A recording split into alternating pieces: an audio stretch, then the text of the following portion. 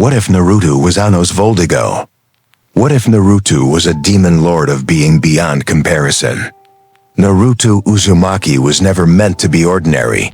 Reborn with the soul of a demon lord from beyond existence, his power did not grow at return.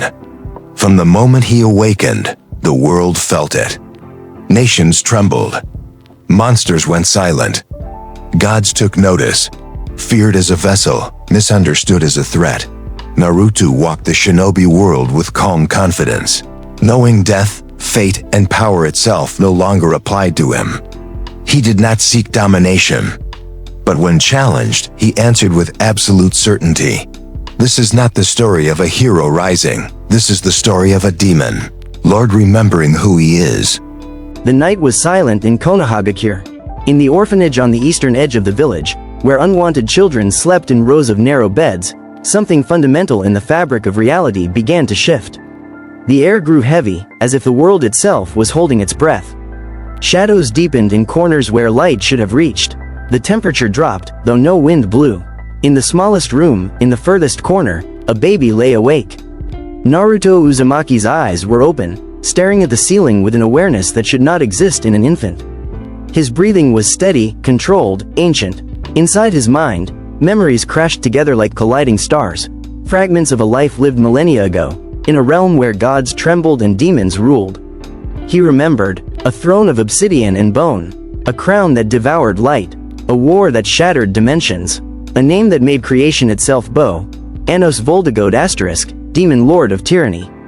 But that was before the void, before the sacrifice, before the silence. Now, he was Naruto Uzumaki. The memories settled like sediment in water, layer upon layer, until they became foundations. His infant body was too small, too weak to contain what he had once been, yet his soul burned with primordial power. Demonic magic, older than chakra itself, coursed through his veins, seeping into every cell, rewriting his very existence. Ancient demonic magic settled into him like a second skin, merging with his chakra in ways that defied all natural law. His mind matured instantly, thousands of years of knowledge, strategy, warfare, and dominion condensing into perfect clarity. The moment his power stabilized, reality itself recognized what had entered the world. The nine-tailed fox stirred within its seal, sensing the presence that now shared its prison. The great beast opened its eyes in the mindscape, prepared to roar its fury, and froze. What are you? Naruto's consciousness touched the seal effortlessly, as if it were made of paper. He regarded the Kyuubi with mild curiosity. A beast of chakra. Powerful, yes, but limited. You do not understand what true power means. The fox recoiled. For the first time in its ancient existence, the nine tails felt something it had never known. Fear. Not fear of pain or imprisonment, fear of something fundamentally superior. Like an ant comprehending the boot about to crush it. Sleep, beast. You will serve when I have need of you. Perhaps one day, you will understand what it means to stand beside a demon lord rather than against one. The Kyuubi did not argue. It retreated to the deepest corner of the seal and did not move again. In the physical world, Naruto's body began to change. His muscles developed faster than any infant should. His bones strengthened. His neural pathways expanded exponentially, rewiring themselves to accommodate a consciousness that had commanded armies and toppled kingdoms. And then, without warning, it happened. A massive, unseen pressure spread across the entire elemental nations. Not physical, not chakra, something else entirely. Something that transcended the understanding of this world. It emanated from the orphanage in a sphere of absolute dominance, expanding outward at the speed of thought, reaching every corner of the shinobi world simultaneously. In the Hokage Tower, Hiruzen Sarutobi dropped his pipe. The elderly Hokage gripped his desk, his breath catching in his throat as an overwhelming presence washed over him. His body locked in place, every instinct screaming at him to kneel, to submit, to bow. Not out of respect, but out of primal survival. What is this? He whispered, his hands trembling. His Anbu guard burst through the door, weapons drawn, their hands shaking despite their training. Several had fallen to their knees in the hallway, their masks doing nothing to hide their rapid breathing. Hokage-sama, did you feel? I felt it, Hiruzen interrupted, his voice tight. Send word to all shinobi. Lock down the village, find the source, now. ***. At the root headquarters. Danzo Shimura stood in his underground chamber, his single visible eye wide with shock. Around him, root operatives had collapsed to their knees, their conditioning unable to overcome the instinctive terror that gripped them. Some were gasping for air, others had their weapons drawn, pointing at nothing, searching for an enemy they could fight. Impossible, Danzo breathed. What kind of power? For decades, he had pursued strength. He had stolen Sharingan, experimented with Hashirama's cells, trained emotionless killers. He had believed himself close to ultimate power. This presence made him feel like an insect. Worse, it made him feel irrelevant. In the Uchiha compound, Fugaku Uchiha activated his Sharingan on instinct, scanning for threats. His wife Makoto clutched their youngest son, baby Sasuke, while 7-year-old Itachi stood by the window, his eyes already bearing the weight of too much understanding. "Father," Itachi said quietly, his voice remarkably steady for a child, "what is that?" Fugaku had no answer. His Sharingan could see chakra, predict movements, copy techniques. But this was beyond sight, beyond comprehension. His eyes showed him nothing because there was nothing to see, only an overwhelming sensation of presence. "Something has awakened," he finally said, deactivating his Sharingan. It was useless here, something that should not exist in this world. Makoto looked at her husband with wide eyes. "Should we? We do nothing," Fugaku said firmly. "Whatever this is, it's beyond the Uchiha. Beyond the village, perhaps." He paused, then added in a whisper, "Maybe beyond everything." In Sanagakure, the fourth cage bolted upright in his bed, cold sweat dripping down his face. Beside him, his advisors had already burst into the room, their faces pale. "Did you?" "I felt it," the cage confirmed, his voice hoarse. "From the direction of Konoha. How is this possible? What could generate a presence that reaches across nations?" "My lord," one advisor stammered, "even the tailed beasts don't have this kind of range." "This is..." "I know what it is," the cage interrupted. "It's a message. Someone in Konoha wants the world to know they exist. Should we prepare for war?" The cage considered, then shook his head slowly. "No. If they wanted war, we'd already be dead." In Kumogakure, the fourth Raikage's fist shattered his desk. "What was that?" he roared, lightning crackling around his body unconsciously. His brother, Killer Bee, was uncharacteristically silent, his usual playful demeanor gone. The Eight Tails spoke in his mind, its voice uncertain for the first time in Bee's memory. "That was not human. That was not beast. That was something older, something from before the sage. Maybe from before everything. You scared, 8-0? Bee thought back, terrified, ***, the beast admitted. "And I don't terrify easily, fool." The Raikage looked at his brother. "What does the Eight Tails say?" "Says we should be scared, bro." "Really scared? That thing that just flexed? It wasn't trying to hurt us. It was just existing. And that existence alone made the whole world feel it." The Raikage's expression darkened. "Konoha? Konoha," Bee confirmed. "Then we watch, carefully." In Kirigakure, Yagura, the fourth Mizukage, stood on the roof of his tower, staring across the ocean toward the distant land of fire. The three tails within him was silent, subdued in a way it had never been before. "What are you afraid of?" Yagura whispered to his beast. The three tails did not answer immediately. When it finally spoke, its voice was small. "I felt like prey." Yagura's blood ran cold. The three tails, a being of nearly infinite chakra, a natural disaster given form, felt like prey. What could make you feel that way? A predator that doesn't need to hunt. One that simply is. In Iwagakure, Onoki, the third Tsuchikage, floated in his office, his aged face grave. His granddaughter Kuritsuchi stood beside him, her usual confidence shaken. "Grandfather, what was?" "A declaration," Onoki said quietly. "Not of war, not of peace. Just existence. Someone in Konoha has power that rivals the Sage of Six Paths himself. Perhaps exceeds it. That's impossible. I once thought flying was impossible," Onoki replied. "I thought the tailed beasts were the ultimate weapons. I thought I'd seen everything in my 80 years. He looked at his granddaughter. "I was wrong." At Mount Myoboku, the great toad sage jerked awake from his centuries-long meditation, his ancient eyes snapping open with clarity they hadn't held in decades. "The prophecy," he croaked. "It's wrong. It's all wrong. This was never meant to be." Fukasaku and Shima rushed to his side, their small bodies trembling. "Great sage, what did you see?" The ancient toad's eyes were filled with something the smaller toads had never seen before: dread. I saw a child who is not a child, a demon who is not a demon, a power that does not belong in this world. He turned to face them fully, and his voice cracked with age and fear. And I saw that we have no prophecy for what comes next. The child of prophecy, he's been replaced, or perhaps consumed, I cannot tell which. What do we do? Shima asked. Nothing, the great sage said. We do nothing. We wait, we watch, and we pray that this being is merciful. Back at the orphanage, the pressure lasted exactly 30 seconds. Then it vanished, as if it had never existed. Naruto Uzumaki opened his eyes calmly, smiling, a smile far too knowing, far too ancient for an infant. Already aware he had lived before, already aware of what he was, already aware that this world would never be the same. Good, now they know, now they fear, and fear is the beginning of respect.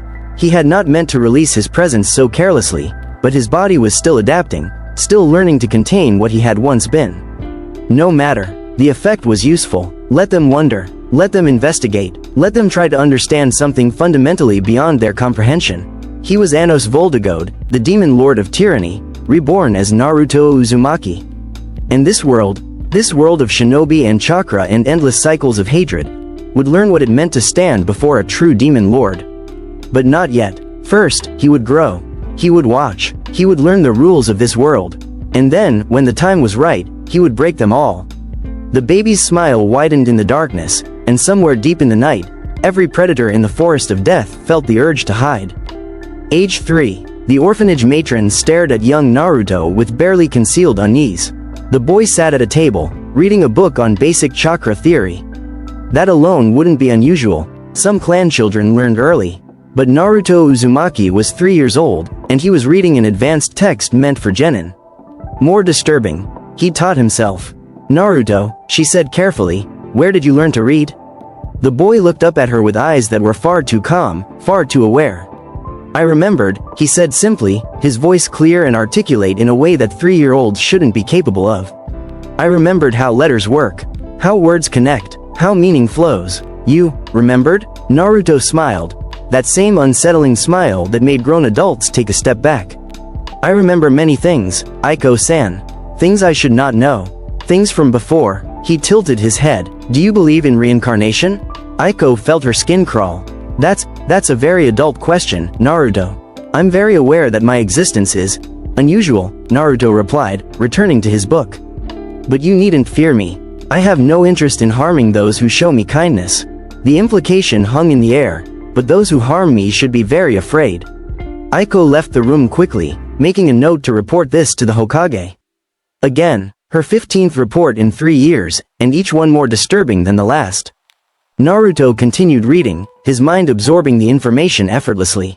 Chakra theory in this world was primitive compared to the magic he'd once commanded, but it was interesting in its own way.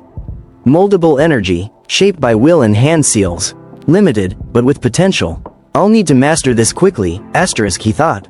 And then I'll need to understand why I'm here. Why Anos Voldigoad was reborn in this form, in this world. He didn't know where all the memories came from. His past life was fragmented, pieces of a vast puzzle. But he knew they were his. He knew he had been something magnificent. Something terrible, something that had ruled, and he would rule again. Age 4. Naruto's physical growth was alarming. At 4 years old, he stood as tall as a 6-year-old. His muscles were defined in ways that suggested years of training he'd never undergone. His coordination was perfect. He never stumbled, never fell, never made the clumsy mistakes of childhood. The orphanage staff reported that he'd been found in the training yard at dawn, moving through taijutsu katas that no one had taught him. When questioned, he simply said he remembered the movements. More troubling, other children were drawn to him despite being told to stay away. Despite the whispers about the demon fox. Despite the fear, there was something about Naruto Uzumaki that made people want to be near him. Something magnetic, something that bypassed rational thought and touched something deeper, more primal. The Hokage ordered Anbu surveillance. They reported back with increasingly worried observations. Subject displays knowledge beyond his years. Subject speaks with authority that compels obedience. Subject has been observed manipulating objects without touching them. Subject's chakra readings are unstable and impossibly large. Subject appears aware of Anbu surveillance and finds it amusing. Hiruzen Sarutobi read the reports with growing dread. The boy was the Nine Tails container, yes, but this was something else entirely. Something the Yondaime Hokage hadn't anticipated when he sealed the beast. What are you, Naruto? Hiruzen thought, staring at a photo of the child. Those blue eyes stared back, and Hiruzen had to look away. Those weren't a child's eyes. Age 5, the first manifestation. It happened in the market district. A merchant, drunk and angry about his failing business, saw young Naruto walking alone. He saw the whisker marks. He remembered the Nine Tails attack. He remembered his brother dying. Demon, he screamed, grabbing a knife. This is your fault, you killed them all. He lunged. Naruto didn't move, didn't flinch, simply raised one small hand. The merchant stopped mid-stride, frozen in place. The knife clattered to the ground. His eyes were wide with terror, his mouth open in a silent scream. Around them, the market fell silent. People stared. Naruto lowered his hand, and the merchant collapsed, gasping for air, alive but broken. The boy walked over calmly, crouching beside him. You are angry, Naruto said softly, his voice carrying in the silence. You have lost someone, you blame me, but understand this. His blue eyes flashed with something ancient and red for just a moment. I did not ask to carry this burden. But I will not be struck for it. Not by you, not by anyone. He stood, addressing the crowd. I am Naruto Uzumaki, remember that name, because one day, this village will speak it with respect, not hatred. Anbu appeared moments later, but Naruto was already walking away, hands in his pockets, whistling a tune that hadn't existed in this world until he sang it. The merchant never threatened anyone again. He couldn't. Whenever he tried to pick up a weapon, his hands would shake uncontrollably, his mind flooded with visions of something vast and terrible, something that had looked at him and found him wanting. Age 6, Academy Preparation. Despite his overwhelming abilities, Naruto was still required to attend the academy like any other prospective shinobi. The Hokage insisted on normalcy, on giving the boy structure and peers. It was a mistake. On the first day of academy preparation classes, Naruto walked into a room full of 6- and 7-year-olds and changed the entire dynamic instantly. Children who had been told to avoid him found themselves gravitating toward him. His presence was warm, inviting, despite the overwhelming power that lurked beneath. He was kind, patient, understanding in ways that adults weren't. And the girls. Ino Yamanaka was the first to approach him. The blonde girl, daughter of the Yamanaka clan head, walked up to Naruto during break with her usual confidence. You're the new kid, she said. Naruto, right? I am, Naruto replied, smiling. And you're Ino Yamanaka. Your clan specializes in mind techniques. Fascinating specialty. Ino blinked. How did you know my name? And my clan? I make it a point to know interesting people, Naruto said simply. And you seem very interesting. Something in the way he said it, not flirtatious, not childish, but genuinely respectful, made Ino blush. She sat down beside him without invitation. You're weird, she decided. I've been called worse. But good weird, I like it. And just like that, Ino Yamanaka became the first of many girls who would find themselves inexplicably drawn to Naruto Uzumaki. Hinata Hyuga noticed him next. The shy Hyuga heiress, barely 6 years old, saw Naruto standing alone in the training yard. She'd been told to avoid the demon child. Her father had been very clear about that. But when she looked at him, she didn't see a demon. She saw someone who stood alone and didn't seem bothered by it. Someone who radiated confidence without arrogance. Someone who smiled despite the whispers. She wanted to be like that. Hello, she stammered, approaching nervously. Naruto turned, and his smile was gentle. Hello, you're Hinata Hyuga, aren't you? Heir to the Hyuga clan. Why yes. How did? Your eyes, Naruto said. The Byakugan, one of the most powerful dojutsu in the world. You should be proud of that heritage. Hinata's face turned red. No one had ever spoken to her like that. Her father only spoke of her failures. Her clan only whispered about her weakness. But this boy, this strange, powerful boy, looked at her with respect. Thank you, she whispered. Would you like to train together sometime?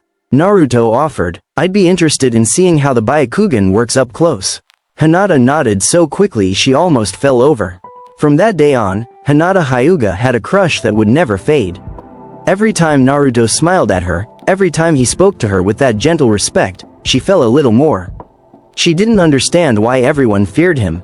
To her, he was perfect. Sakura Haruno was more skeptical.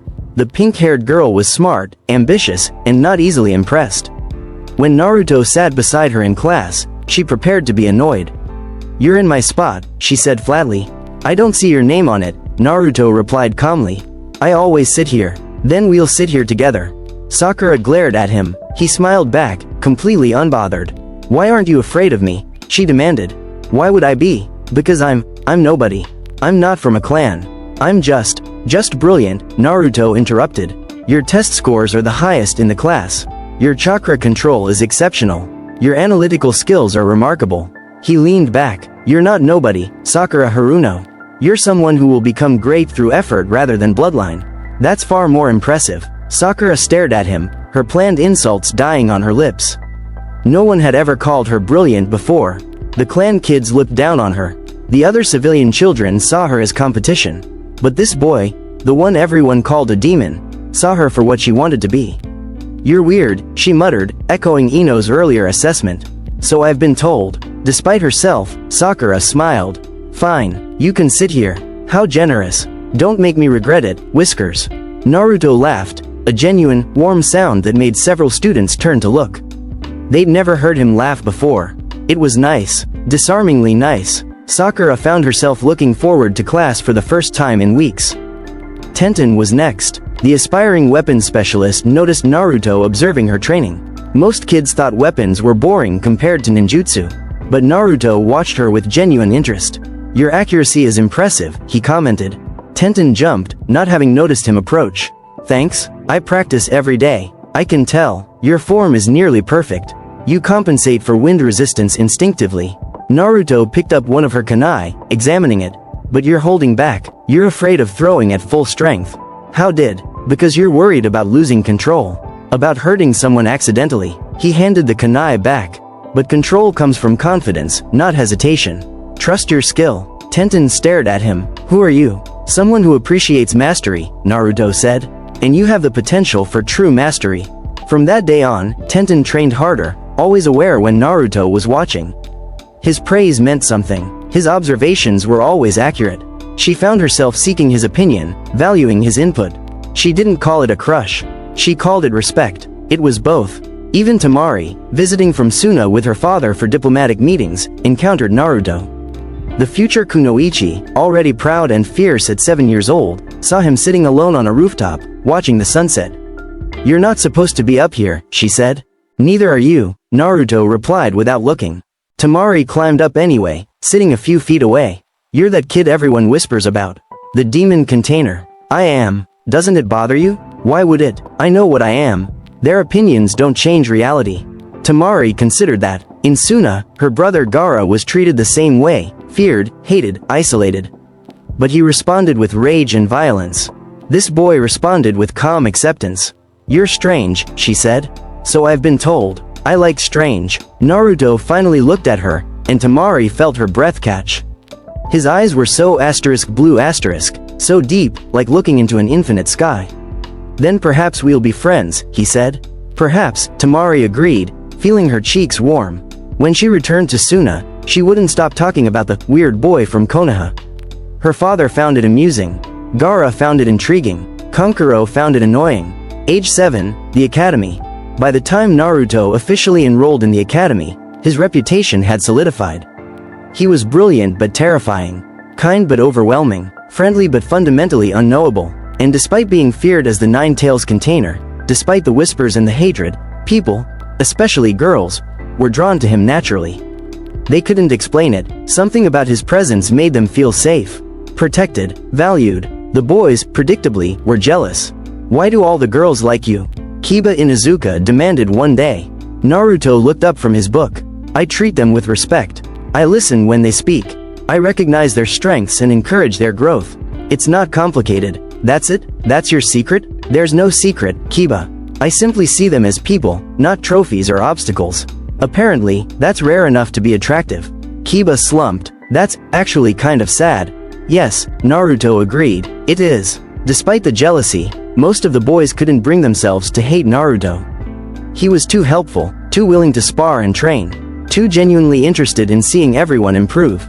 Shikamaru Nara found him the most troublesome person alive, but also the most interesting.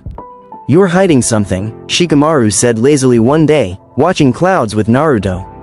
Everyone hides something. Not like you. You're wrong. Like you don't belong in your own body. Naruto smiled. Perceptive. But what makes you think I'd tell you even if you were right? Because eventually, whatever you're hiding will reveal itself. And when it does, I want to be prepared. Smart. That's why you'll go far, Shikamaru. You think ahead. Troublesome. But Shikamaru kept watching, kept analyzing, and deep down, he knew that Naruto Uzumaki was not what he seemed. None of them knew the truth. None of them understood that they were befriending a being that had once made gods kneel. But they would learn. Academy training, the Prodigy revealed. The Academy instructors quickly realized they had a problem. Naruto Uzumaki never needed to be taught anything twice. In fact, he rarely needed to be taught at all. Taijutsu? He moved through kata with perfect form, as if he'd practiced for decades. Chakra control? He mastered the leaf-sticking exercise in minutes, then asked if there were harder challenges. Ninjutsu? He performed techniques without being taught, understanding the theory instinctively. Genjutsu? He could detect and dispel illusions that should fool genin. Academics? He scored perfectly on every test without studying. Iruka Amino, one of the academy instructors, pulled him aside after class one day. Naruto, I need to ask you something. Yes, Iruka-sensei? How are you doing this? You're barely 7, but you perform at Chuunin level. You understand tactics that take years to learn. You, Iruka struggled for words. You fight like you've been in war. Naruto was quiet for a moment.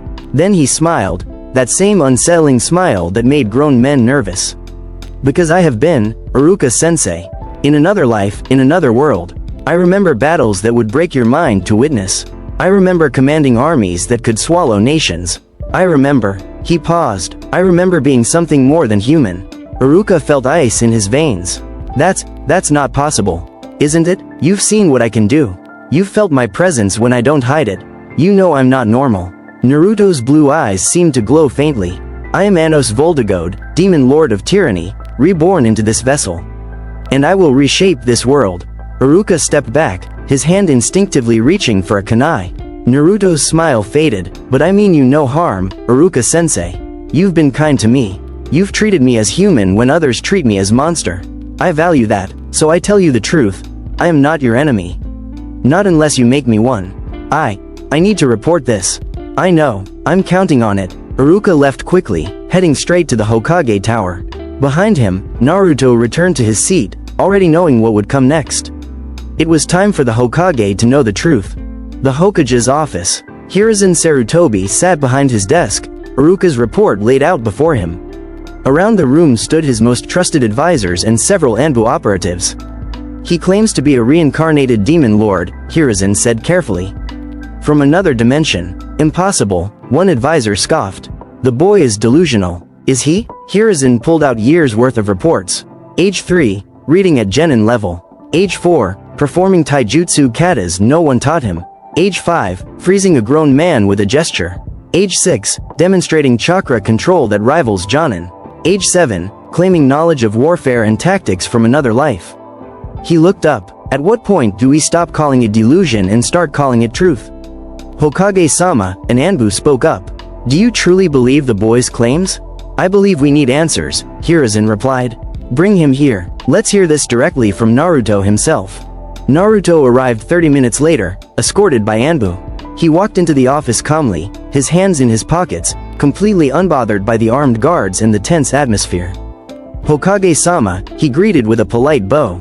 You wanted to see me? Sit, Naruto. Naruto sat, crossing his legs and leaning back in the chair with a casualness that seemed wrong in such a formal setting. Iruka-sensei tells me you made some extraordinary claims. I told him the truth, Naruto said simply. He asked how I could do what I do. I answered honestly. You claim to be a reincarnated demon lord. I am a reincarnated demon lord, Naruto corrected. Anos Voldigoad, demon lord of tyranny. I ruled a realm called the Mythical Age for 2,000 years before sacrificing myself to end an eternal war. I was reborn here, in this body, with most of my memories and power intact. The room was silent. One advisor laughed. This is absurd. The laugh died as Naruto glanced at him. Just a glance, but the advisor felt something vast and terrible look back, and his words caught in his throat. Continue, Hiruzen said, his voice steady but his hands gripping his desk tightly. I don't know why I'm here, Naruto continued. I don't know if this is reincarnation, dimensional transfer, or something else entirely. But I know what I am, I know what I was, and I know that this world of shinobi and chakra and endless war, is broken. Broken? Hiruzen raised an eyebrow. You wage war over scraps. You treat your ultimate weapons, the tailed beasts, as mere tools to be sealed away. You perpetuate cycles of hatred generation after generation, never learning, never growing. Naruto leaned forward. In my world, we ended those cycles. Permanently, and I can do the same here. By conquering us? An Anbu demanded. By showing you a better way, Naruto replied. I have no interest in ruling through fear. I did that once. It worked, but it was hollow. Empty victory. His expression softened slightly. I'm 7 years old in this body. I'm still figuring out who I am, who I want to be. But I know I don't want to repeat my past mistakes. Hiruzen studied the boy carefully. You're asking me to believe you're thousands of years old, trapped in a child's body, with power that rivals the Sage of Six Paths? I'm not asking you to believe anything, Naruto said. I'm telling you the truth. What you do with it is your choice. Prove it. Prove what? Prove you're what you claim to be. Show us this power. Naruto smiled, a dangerous smile. Are you sure you want that, Hokage-sama? Because once I show you, you can never unsee it. You can never go back to thinking of me as just the Nine Tails container. Once I reveal what I am, everything changes. Show us. Naruto stood slowly. Very well. He raised his hand, and reality bent. The air in the room warped, colors inverting for a split second. Every person present felt their chakra freeze in their coils. The ANBU's weapons felt impossibly heavy. The advisors couldn't breathe. Hiruzen's body locked in place, unable to move, unable to resist. And in the center of it all stood Naruto Uzumaki, 7 years old, radiating power that made the Kyuubi's chakra feel like a candle beside the sun. Around him, symbols appeared, not the seals of this world, but something else. Ancient script that predated language itself, glowing with deep crimson light. The symbols rotated slowly, mathematical precision in every curve and line, describing forces that shouldn't exist. This is demonic magic, Naruto said calmly, his voice echoing with layers upon layers of power. Magic from the mythical age, magic that predates your chakra, your sage, your world. This is what I am. He snapped his fingers. The Hokage's desk, solid wood that had survived decades of use, unmade itself. Not destroyed, unmade, it ceased to exist, atom by atom, until there was simply empty space where it had been. Another snap. The desk reappeared, perfectly restored, as if it had never vanished. I can erase things from existence, Naruto explained, lowering his hand. The symbols faded, the pressure released, everyone gasped for air, and bring them back. I can rewrite reality, though it's harder here than in my world. I can destroy your body and restore it. I can see through time, though only fragments. I can kill you and resurrect you, though that takes more effort than I'd like. He looked directly at Hiruzen. I am Anos Voldigoad, and I am not lying. Hiruzen Sarutobi, the god of shinobi, the professor, the third Hokage, sat in his restored chair and stared at the child before him. And believed. Why tell us this? Hiruzen asked quietly. You could hide, you could pretend, why reveal yourself? Because hiding is pointless, Naruto replied. You already suspected, and I prefer honesty when possible. Besides, he smiled genuinely for the first time. I'm going to change this world. You might as well know who's doing the changing. Change it how? I haven't decided yet, but I'll start by proving that strength and kindness aren't mutually exclusive. That power doesn't require cruelty. That demons and humans can coexist. His blue eyes gleamed, and then we'll see where that leads. Hiruzen was quiet for a long moment. Then he made a decision that would alter the course of history. I believe you, he said, and I won't stop you. But I will watch you. And if you threaten this village, demon lord or not, I will do everything in my power to stop you. Fair enough, Naruto said. Though I should warn you, stopping me would be extraordinarily difficult. I'm aware. Naruto bowed respectfully. Then we have an understanding. May I return to class? We have a test on chakra theory today. Despite everything, Hiruzen almost smiled. Dismissed. As Naruto left, one advisor finally found his voice. Hokage-sama, surely we can't just. What would you have me do? Hiruzen interrupted. Imprison a being that can erase things from existence? Attack someone who claims to have commanded armies for 2,000 years? He's 7 years old and already more powerful than anyone in this village except possibly myself. What happens when he's 17? 27? Silence. No, Hiruzen continued. We do exactly what he suggested. We watch, we guide, and we pray that Minato's son retains enough humanity to choose compassion over conquest. And if he doesn't? Hiruzen looked at the spot where his desk had ceased to exist.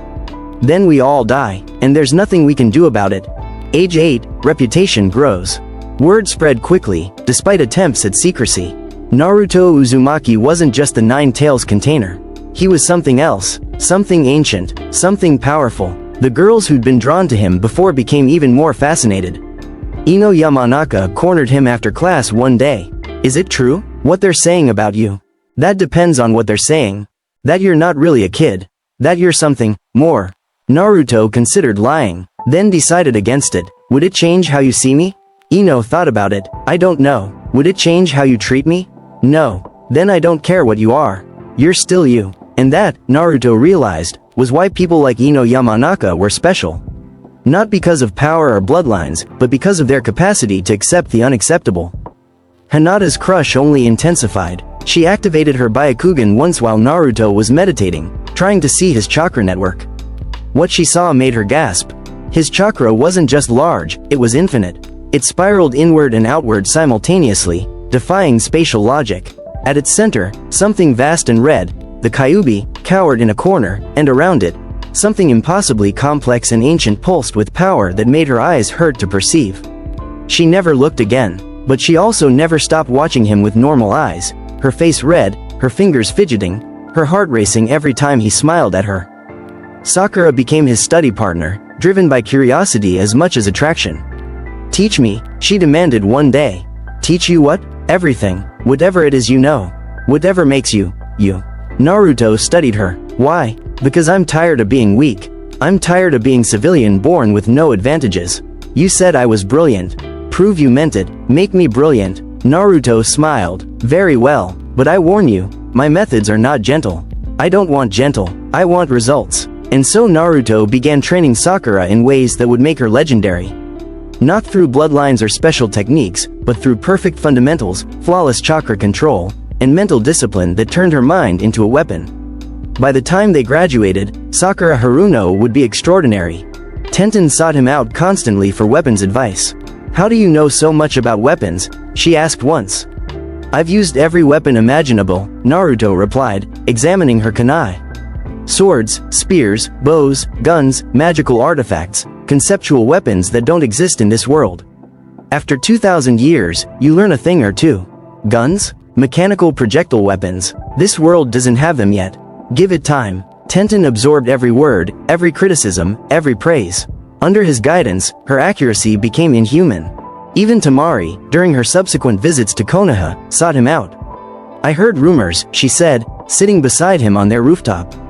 That you're not human. I'm human enough, Naruto replied. Just with extras. That doesn't scare me. I know. That's why I like you. Tamari felt her face warm. Don't say things like that. I'm from Suna, you're from Konoha. So it's complicated. Only if we make it complicated. Tamari smiled despite herself. This boy, this demon lord, this whatever he was, made everything seem simple. Made her feel like borders and politics didn't matter. It was dangerous. It was intoxicating. She kept coming back. Age 11, graduation approaches. By the time Naruto was 11, his legend had spread beyond Konoha. Other villages knew his name, knew his power, knew that something unprecedented was growing in the land of fire. In the academy, Naruto remained at the top of every class without trying. He helped others openly, trained anyone who asked, and maintained the same kind, overwhelming presence he'd always had. But everyone could sense it, he was holding back, massively. Whatever he truly was, whatever he could truly do, he kept carefully restrained. The girls in his class were now openly competing for his attention. Ino and Sakura had their famous rivalry, but it wasn't just over Sasuke anymore, it was over Naruto too. Though neither would admit it openly. Hinata watched from afar, too shy to compete but too invested to look away. Tenten claimed she wasn't interested but found excuses to train with him constantly. Even Kurenai Yuhi, the Jonin instructor who sometimes observed academy classes, found herself oddly drawn to the boy. She'd shake it off, reminding herself he was 11, but there was something about his presence. It wasn't attraction, she told herself. It was recognition. Recognition that she was in the presence of something far older than she was. Graduation day, team assignments. Naruto passed the graduation exam effortlessly. His clone technique was perfect. His transformation was flawless. His substitution was instantaneous. Iruka handed him his forehead protector with mixed emotions, pride and fear warring in his chest. Congratulations, Naruto. Thank you, Iruka-sensei. For everything. The sincerity in his voice made Iruka smile despite his concerns. Team assignments were announced the next day. Team 7. Naruto Uzumaki, Sakura Haruno, Sasuke Uchiha. Your Jonin instructor is Kakashi Hatake.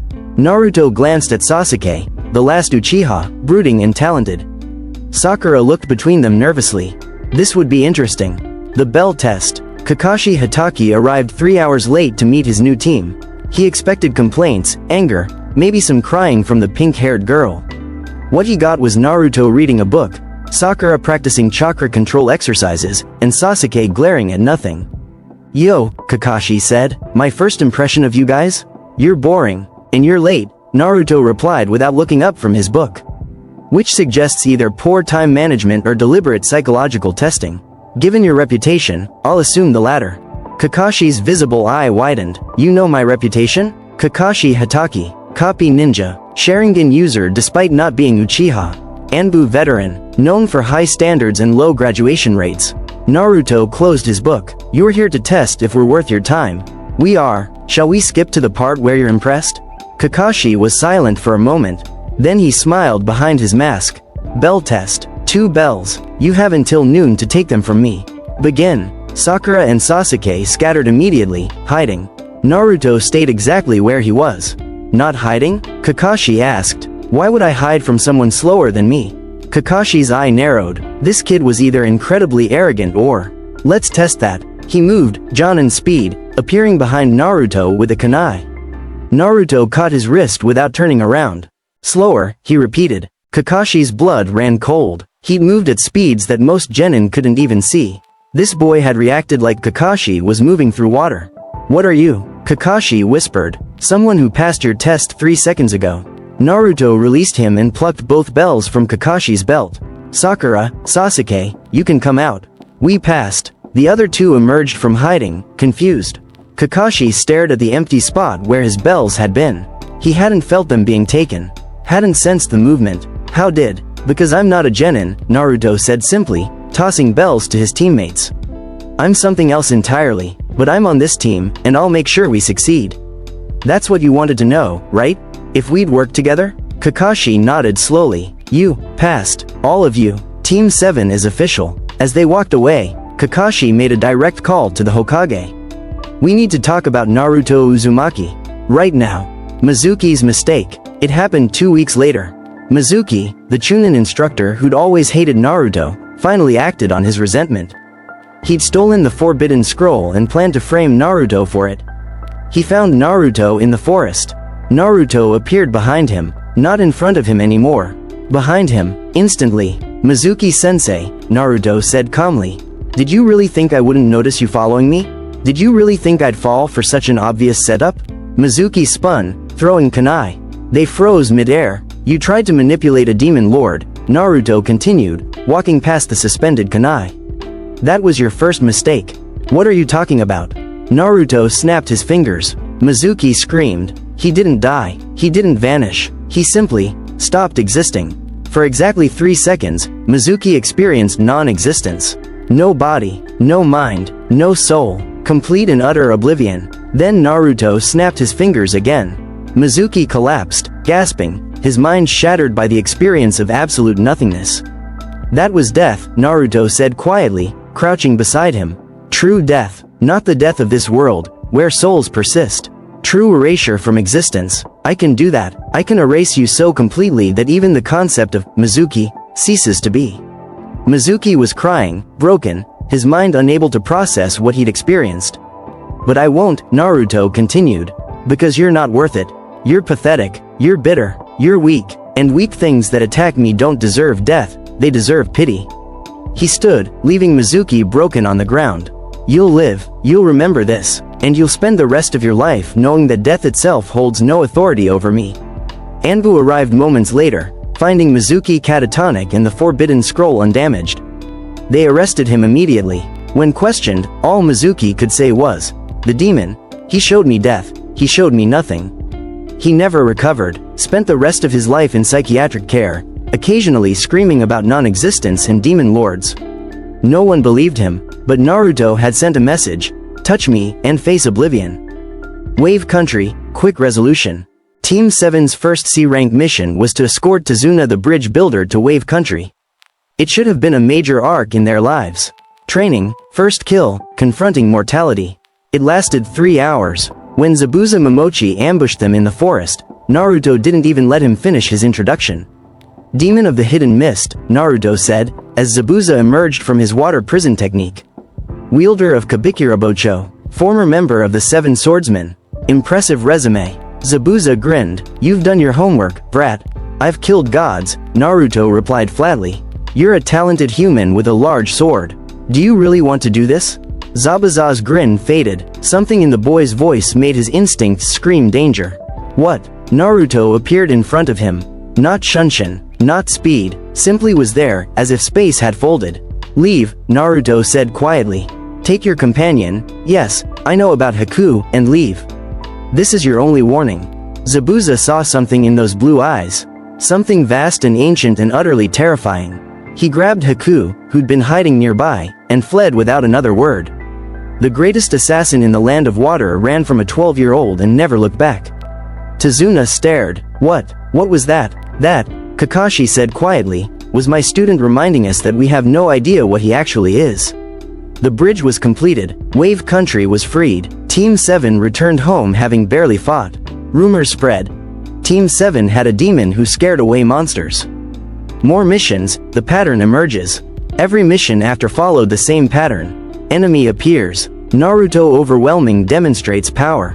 Enemy surrenders or flees. Mission completes instantly. It was efficient. It was safe. It was utterly boring for everyone except Naruto, who seemed content to read his books while problems solved themselves around him. Sasuke grew frustrated. How am I supposed to get stronger if you handle everything? Then handle things first, Naruto replied. I only intervene when you're in actual danger. If you want to fight, fight. I'll watch. You're insufferable. So I've been told. But secretly, Naruto was training both his teammates. Sakura's chakra control became perfect. Sasuke's Sharingan developed faster than it should have. He didn't want weak teammates. He wanted equals, or as close to equals as this world could produce. Other villages begin watching. In Sanagakure, the Kazekage received reports about Team 7.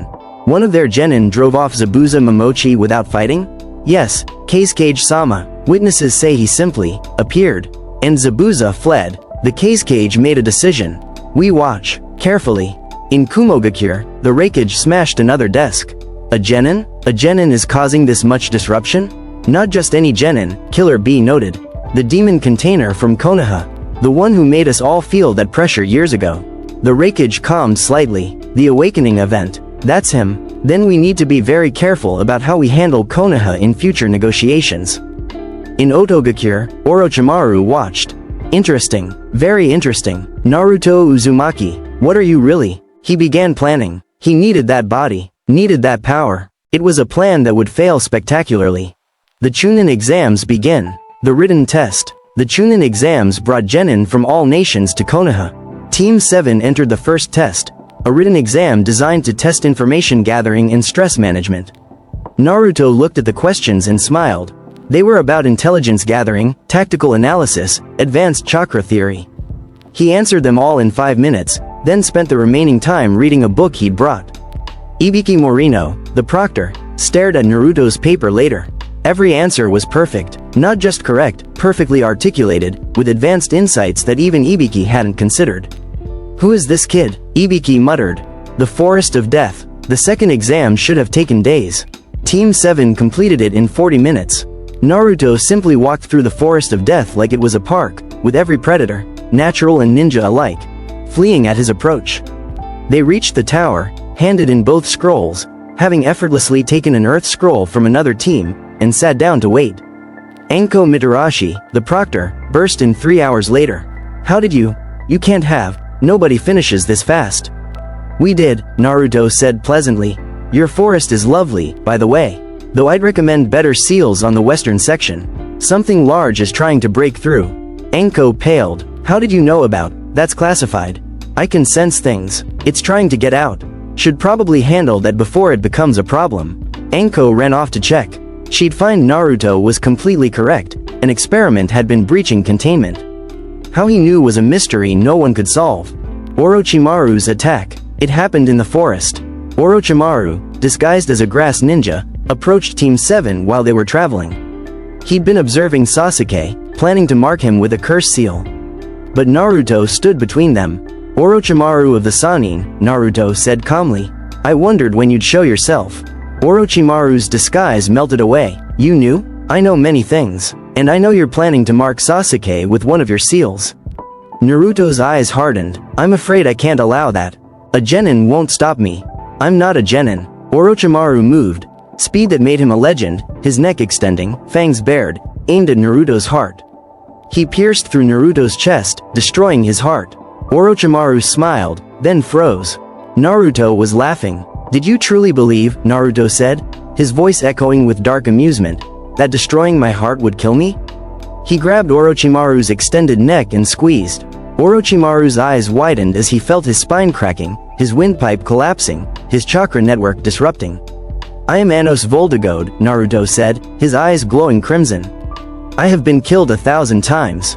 I have died in every way imaginable. And I always come back. The hole in his chest was already healing, tissue knitting together, heart reforming. So let me teach you what it means to attack a demon lord. Naruto kicked Orochimaru. The Sannin flew across the forest, crashing through dozens of trees, his body breaking with each impact. Naruto appeared above him, stomping down. Bones shattered, organs ruptured. He pulled Orochimaru up by the throat and beat him. Methodically, mercilessly, every strike calculated to cause maximum pain without killing. Sasuke and Sakura watched in horror. This is power, Naruto said, loud enough for them to hear. Real power, not techniques, not bloodlines. True, overwhelming, absolute power. He threw Orochimaru against a boulder, shattering it. Now run, Naruto said quietly. Run back to your hole.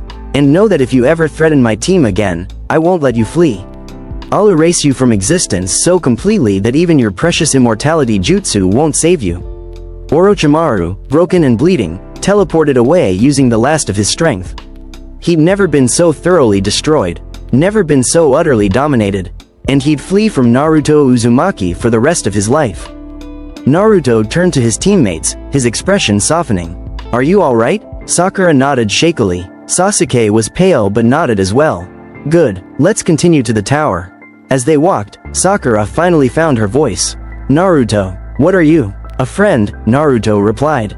Your friend, that's all that matters. But both teammates now understood. Naruto Uzumaki wasn't human, wasn't normal, wasn't anything they'd ever encountered. He was a monster wearing a kind smile. And they were grateful he was on their side. News spread like wildfire. A Konoha genin had driven off Orochimaru the Sannin, had beaten him so badly that the legendary snake fled in terror. The cages called emergency meetings. The Hokage fielded questions he couldn't answer. And Naruto Uzumaki stood at the center of a world no longer prepared to contain him. He was 12 years old. He'd barely shown a fraction of his true power. And already, the world was beginning to change. In Konoha, girls whispered about the demon lord who was kind. In other villages, leaders debated how to handle this unprecedented threat. In hidden caves and secret laboratories, missing nin fled, knowing that Naruto Uzumaki had declared certain behaviors unacceptable. The age of shinobi was ending. The age of the demon lord had begun. And this was only the beginning. Time skip. Naruto Uzumaki stood in the center of the arena, hands in his pockets, facing Kiba Inuzuka. Kiba and Akamaru looked nervous despite trying to appear confident. Alright, Naruto, Kiba said, cracking his knuckles. I know you're strong, but I'm not going down without a fight. Naruto smiled gently. I know you won't, Kiba. Give it your all. The proctor signaled the start. Kiba immediately used his clan's techniques, fang over fang, spinning through the air with Akamaru in a devastating double helix of claws and speed. Naruto raised one finger. The attack stopped. Not slowed, not blocked, simply stopped, frozen in midair as if time itself had paused. Your technique is impressive, Naruto said calmly, walking around the suspended Kiba and Akamaru. Your coordination with Akamaru is excellent. Your speed is genin level exceptional. But Kiba, he gently tapped Kiba's forehead. You're not ready to fight me. He snapped his fingers. Kiba and Akamaru were gently placed on the ground, outside the arena boundary, completely unharmed but thoroughly defeated. The crowd was silent. Winner. Naruto Uzumaki, the proctor announced, his voice uncertain. Kiba stared up at Naruto from outside the ring. What did you do? I moved you, Naruto said simply. Without hurting you. Because you're my friend, Kiba. And friends don't hurt each other when they don't have to. He extended his hand. Kiba took it, letting Naruto pull him up. You're insane, Kiba muttered. So I've been told. In the stands, the cages and visiting Jonin exchanged worried glances. That wasn't chakra. That wasn't any technique they recognized. That was something else entirely. After the preliminaries, Naruto was assigned a Jonin for the month-long training period before the finals. Jiraiya of the Sannin appeared in a dramatic fashion, landing with exaggerated flair. Naruto Uzumaki, I am the great Jiraiya, the Toad Sage, author of the Icha Icha series, one of the legendary Sannin, my father's sensei. Naruto looked up from his book. And my godfather, though you've never acknowledged that publicly. Jiraiya's dramatic pose collapsed. How did you? I know everything about my father, Naruto said calmly, closing his book. Minato Namikaze, the Yellow Flash, 4th Hokage, sealed the 9 tails into me moments after I was born. My mother was Kushina Uzumaki, the Red Death, previous Jinchuriki of the Kyuubi. They died protecting the village. Jiraiya's face paled. The Hokage told you? No one told me. No, I know many things I shouldn't. Naruto stood, meeting Jiraiya's eyes. I know you've been gathering intelligence across the nations. I know you've been tracking the Akatsuki. I know you feel guilty for not being here for me. He smiled gently. And I know you're a good man who made difficult choices. You're not angry? Why would I be angry? You had responsibilities. The village needed protection. My parents understood that sacrifice. Naruto's expression softened. And honestly, Jiraiya, I've been fine. Better than fine. I've become something even my father couldn't have imagined. Jiraiya was quiet for a long moment. Then he sat down heavily on a nearby bench. The rumors, the things I've heard, that you drove off Orochimaru. That you're not human. That you claim to be some kind of demon lord from another world. All true. How is that possible? I don't fully know, Naruto admitted, sitting beside him. I remember being Anos Voldigoad, demon lord of tyranny. I remember 2,000 years of existence. I remember dying and being reborn here. But I don't know why. I don't know if it was chance, fate, or something else. He looked at his hands. I just know that I have power that doesn't belong in this world. And I'm trying to figure out what to do with it. You could conquer everything, Jiraiya said quietly. With that kind of power. I did, once, in my previous life. It was hollow, victory without meaning, dominion without purpose. Naruto shook his head. No, this time, I want something different. I want to protect, to build, to show this world that strength and kindness can coexist. Jiraiya studied the boy, the ancient being wearing a boy's face, and saw genuine sincerity. You're really 12 years old? In this body, yes. In my soul? Naruto smiled. Much older. This is giving me a headache. Welcome to my existence. For the rest of the month, they didn't train. They simply talked. Jiraiya shared stories about Minato and Kushina, about their love, their strength, their hopes for their son. Naruto shared fragments of his past life, about wars that spanned dimensions, about magic that rewrote reality, about the loneliness of absolute power. By the end of the month, they'd formed a genuine bond. Not student and teacher, something closer to equals, despite the age difference. You know, Jiraiya said on the last day, your father would be proud of you.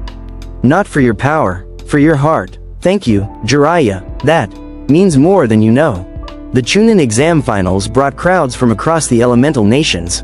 Naruto's match was against Neji Hyuga, the genius of the Hyuga clan. Neji stood across from Naruto, his Byakugan active, his stance perfect. I've heard the rumors about you, Naruto Uzumaki. But fate has determined this match's outcome. You cannot escape destiny. Destiny, Naruto repeated, walking forward calmly.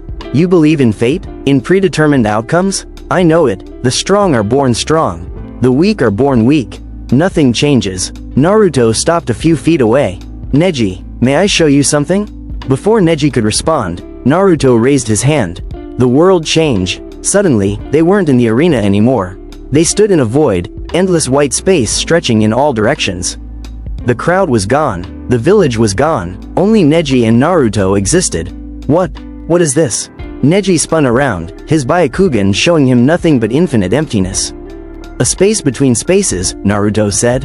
A place where I can speak to you without interruption.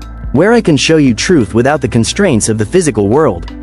This is genjutsu. No, this is reality manipulation. There's a difference. Naruto walked closer. Neji, you believe in fate because you've been hurt. Your father died to protect the main branch. You were branded with a curse seal. You were told you're lesser, inferior, destined to serve. How do you? I know many things. And I know that fate is a lie. Naruto snapped his fingers. Images appeared around them. Neji as a child, his father's death, his uncle's cold gaze, his cousin Hinata's kind eyes, years of training and bitterness. This is your past, Naruto said. Unchangeable, set, but your future? Another snap. The images shifted, showing possibilities. Neji as a Jonin, as Anbu, as a protector, as a teacher, as a hero. 1,000 different futures, each one different. Your future is not written. You have power, Neji. Real power. Not just your Byakugan, but your will, your determination, your choice. Naruto's blue eyes seemed to glow. I am a being who has lived for millennia. I have seen countless worlds, countless lives. And I tell you with absolute certainty, fate is what we make it. The curse seal on Neji's forehead began to glow. Your seal, Naruto continued, is a chain. But chains can be broken. He reached out and touched Neji's forehead. The seal dissolved. Not removed, dissolved, erased from existence as if it had never been. The pain, the control, the binding, all gone. Neji gasped, his hand flying to his forehead. The mark was gone. The restriction on his Byakugan was gone. For the first time in his life, he could see everything his bloodline was meant to show him. How? Neji whispered, tears streaming down his face. Because fate has no authority over me, Naruto said gently. And now it has no authority over you either. You're free, Neji Hyuga. Free to choose, free to become whoever you want to be. The white void faded, they were back in the arena. Zero time had passed in the real world. Neji fell to his knees, overwhelmed by the gift he'd been given, by the truth he'd been shown. I forfeit, he said quietly. I cannot fight someone who has given me everything I ever wanted. The proctor looked confused. Winner. Naruto Uzumaki. The crowd erupted in confusion and whispers. They didn't know what had happened, didn't understand the transformation they just witnessed. But Neji understood, and as Naruto helped him to his feet, Neji bowed deeply, not as a servant to a master, but as a student to a teacher. Thank you, Neji said, his voice thick with emotion. You're welcome, now go show the world what a free Hyuga can do. In the stands, Hiyashi Hyuga stared in shock. His nephew's curse seal was gone. Simply, gone. What is this boy? The attack came during the final matches. Orochimaru had spent the month planning. He knew Naruto Uzumaki was a threat, knew that the boy had power that defied explanation.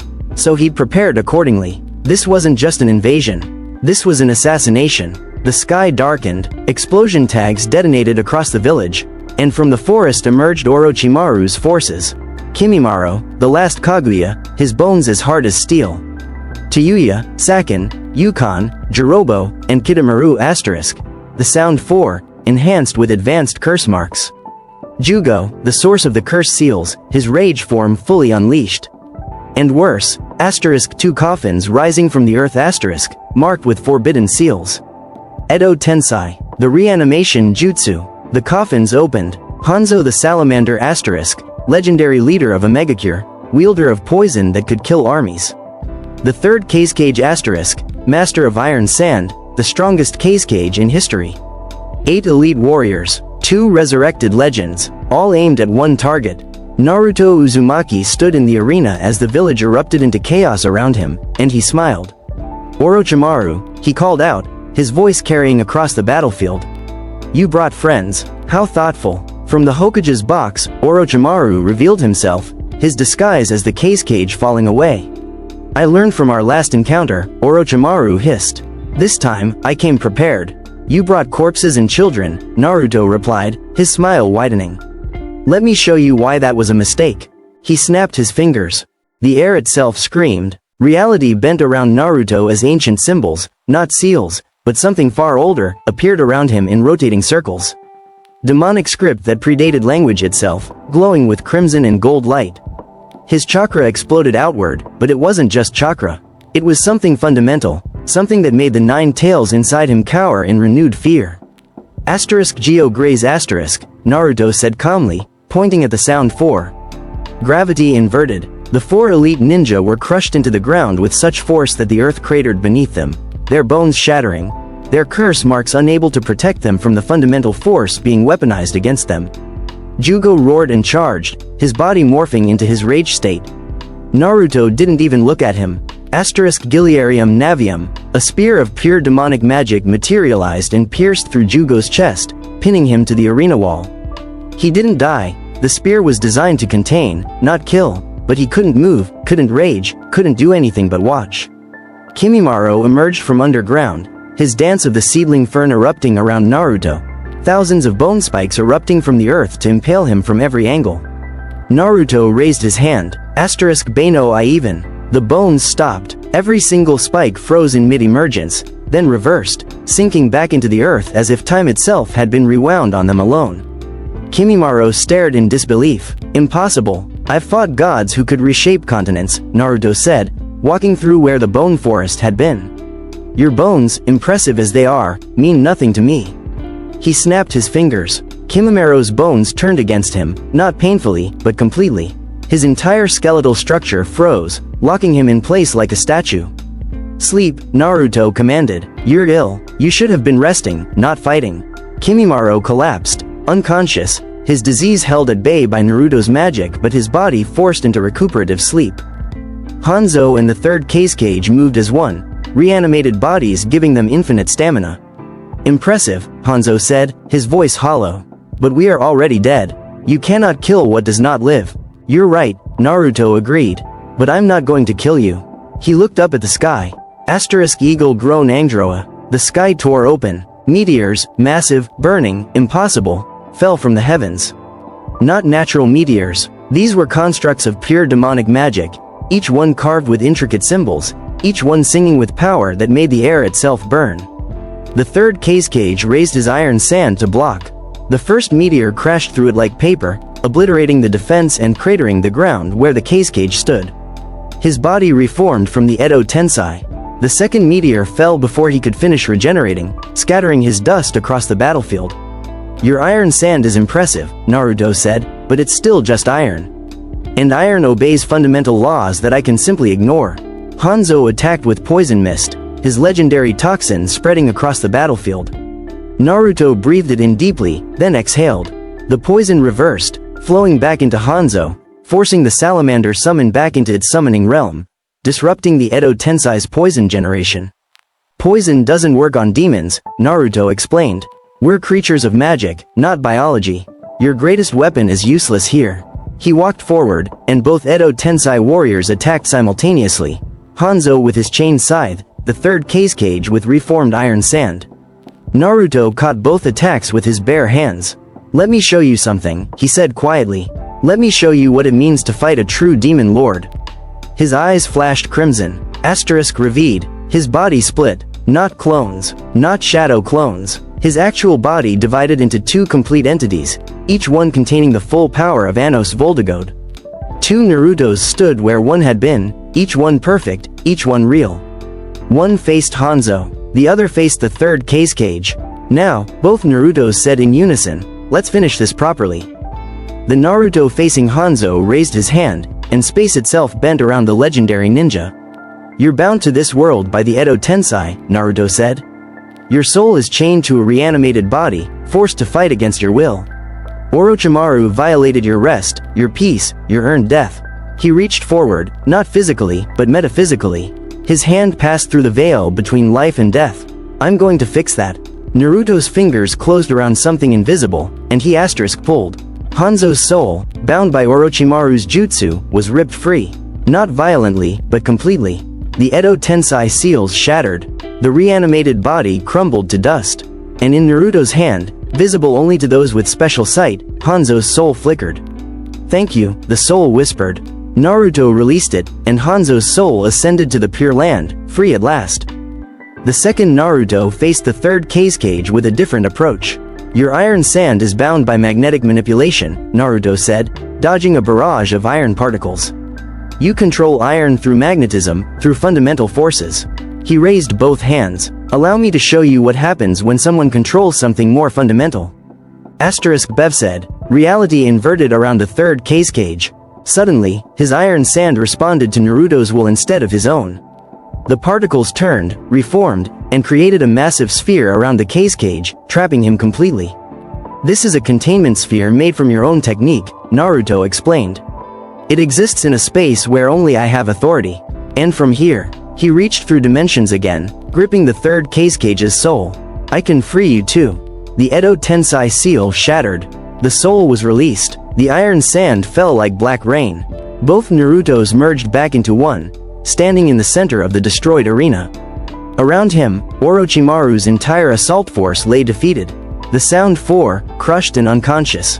Jugo, contained and sleeping. Kimimaro, frozen and resting. Hanzo and the third cage, their souls freed and at peace.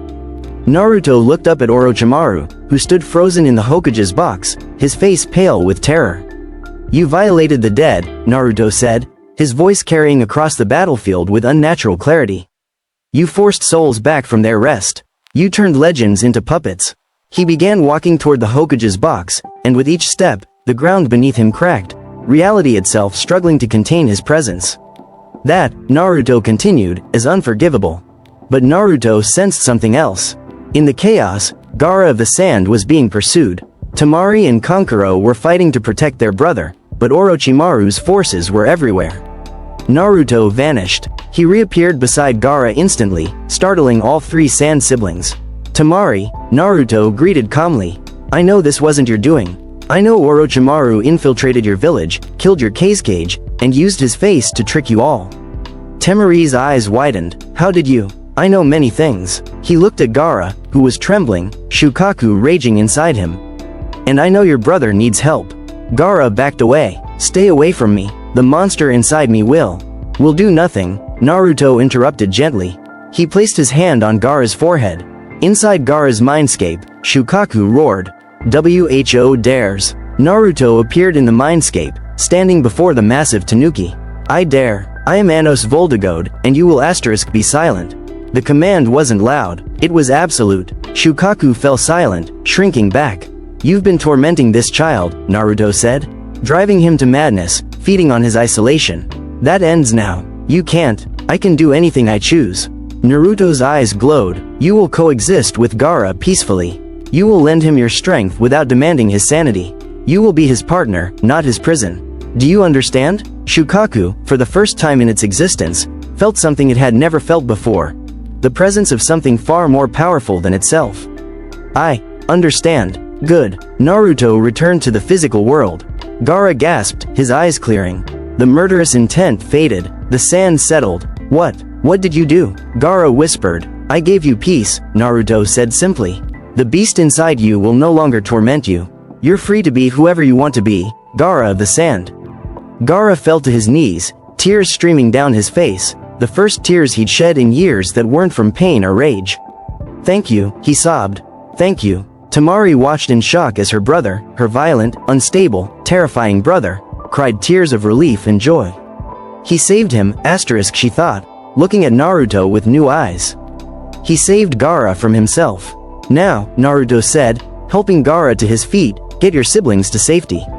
I have a snake to deal with." Naruto appeared in front of Orochimaru before the Sannin could flee.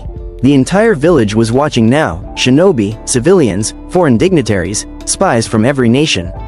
Everyone could see as Naruto Uzumaki faced Orochimaru the Sannin. "You tried to kill me," Naruto said calmly. "You brought an army. You violated the dead. You endangered my home." Orochimaru transformed, his body extending, his true snake form emerging. "I will have your body. Your power will be mine." "No," Naruto said simply. "It won't." He moved. One moment, Naruto was 10 feet away. The next, his fist was buried in Orochimaru's gut. The Sannin coughed blood, his transformation disrupting. Naruto pulled his fist back and hit him again.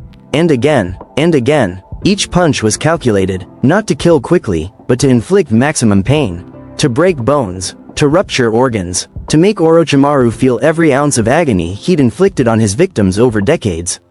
"This is for every child you experimented on," Naruto said, his voice cold. "Punch. For every soul you violated with Edo Tensei. Punch. For every village you destroyed in your quest for immortality. Punch. For every life you ruined because you were afraid of death." The beating was methodical, brutal, and utterly one-sided. Orochimaru tried to flee into the earth. Naruto grabbed him and yanked him back up. He tried to summon Manda. Naruto snapped his fingers, and the summoning contract burned to ash. He tried to body hop into a curse marked ninja. Naruto reached into his soul and crushed the technique before it could activate. "You have no escape," Naruto said, his eyes glowing crimson. "Not from me." He raised Orochimaru by the throat, holding him up for all to see. "Let this be a lesson," Naruto announced, his voice carrying across the entire battlefield. "To every village, to every rogue ninja, to every organization that thinks to threaten what I protect." He looked directly at where he sensed hidden observers, root operatives, Akatsuki spies, foreign intelligence agents. "I am Naruto Uzumaki. I am Anos Voldigoad Reborn. And I will not tolerate those who spread suffering for selfish gain." He began pulling. Orochimaru's body started tearing apart, not from physical force, but from magical dismantling. Molecular bonds breaking, cellular structure unwinding, the very concept of Orochimaru being erased from reality. "No," Orochimaru screamed, "you can't. I'm immortal. I'm nothing." Naruto finished. "You're nothing." Snap. Orochimaru vanished. Not dead, not sealed, simply gone, erased from existence so completely that even the memory of his chakra signature faded from the world. The legendary Sannin, one of the most dangerous men alive, was no more. The battlefield was silent. Then, slowly, Konoha shinobi began to cheer. The village was saved, the invasion was stopped, and Naruto Uzumaki stood at the center of it all, unharmed, barely winded. In hidden locations across the elemental nations, observers filed reports that would change the political landscape forever. From a Kumo spy asterisk, target Naruto Uzumaki displayed reality manipulation, soul extraction, dimensional control, and molecular disintegration. Threat level, apocalyptic. Recommendation: do not engage under any circumstances. From an Iwa operative asterisk, witnessed target erase Orochimaru from existence. No body recovered, no chakra residue. Target claims to be a demon lord.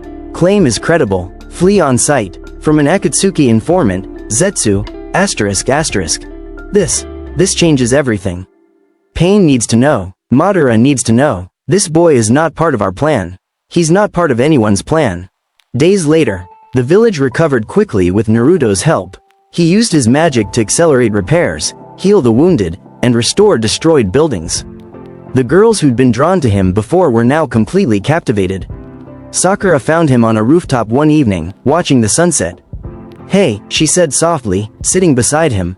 "Hey yourself. That was incredible, what you did, saving everyone, stopping Orochimaru. It was necessary." Sakura was quiet for a moment. "I used to think I had feelings for Sasuke." "Used to?" "I realized I was attracted to talent, to mystery, to the idea of him." "But you?" She looked at Naruto, her green eyes reflecting the orange sky.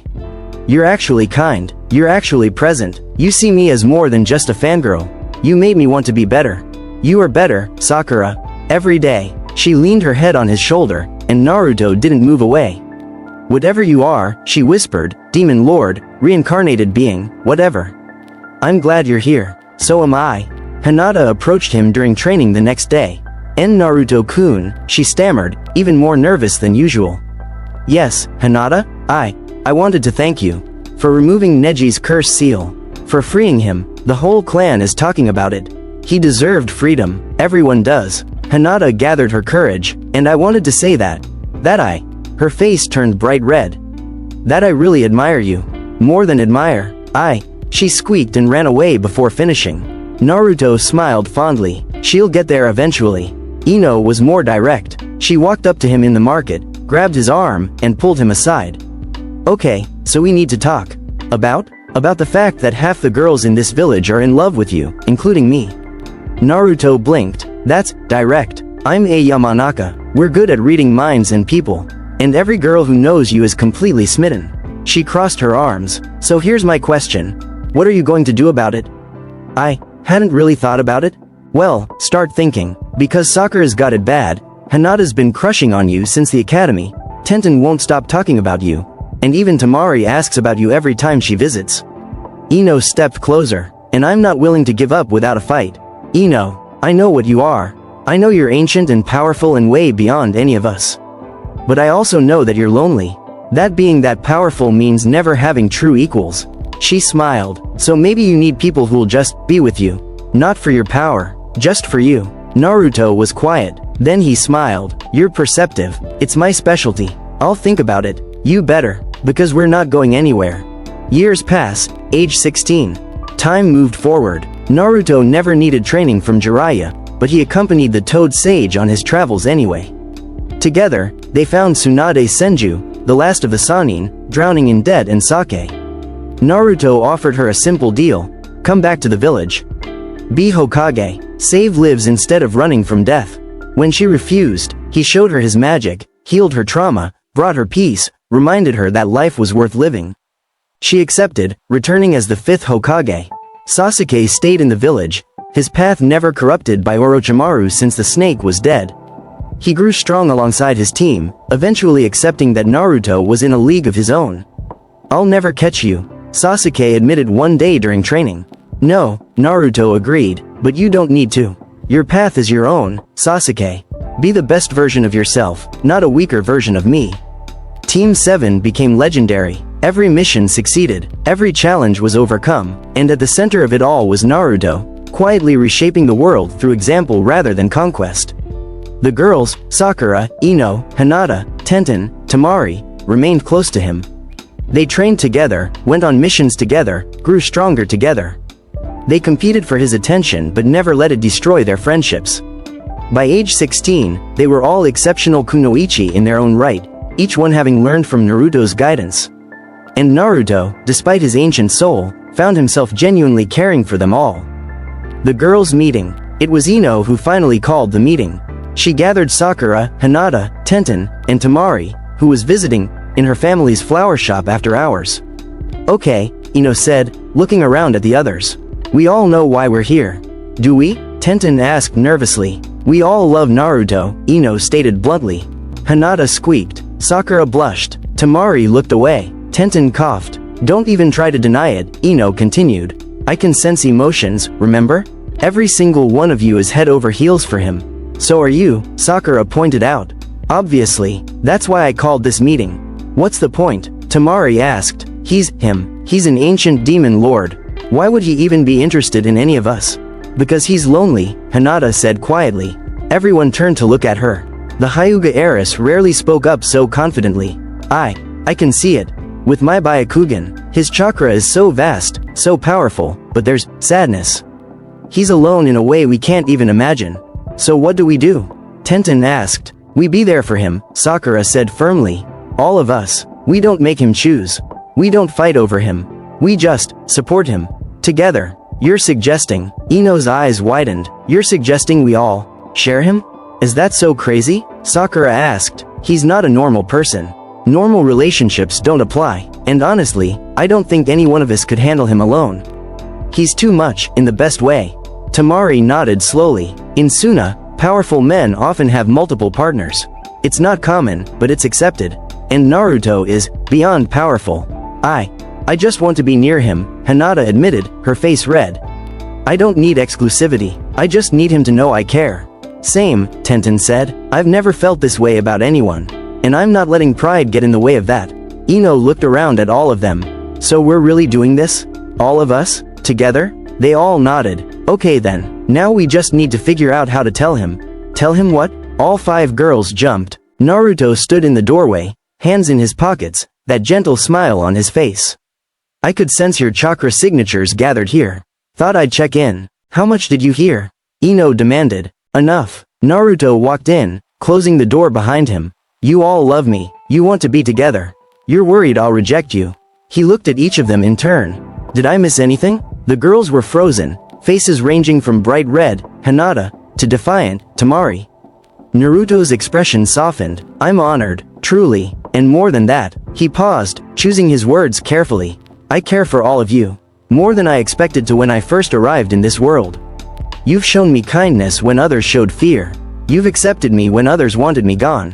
You've become important to me. So, Sakura's voice was hesitant. You're saying yes? I'm saying, Naruto replied, that if you're all willing to accept someone as complicated as me, someone ancient, powerful, and still figuring out who he is, then I'm willing to try. Together, Ino grinned. That's a yes. That's a yes, Naruto confirmed. Hinata fainted. Sakura caught her. 2 weeks later, while Naruto was navigating his new relationship dynamics, which was both easier and harder than fighting gods, the Akatsuki finally made their move.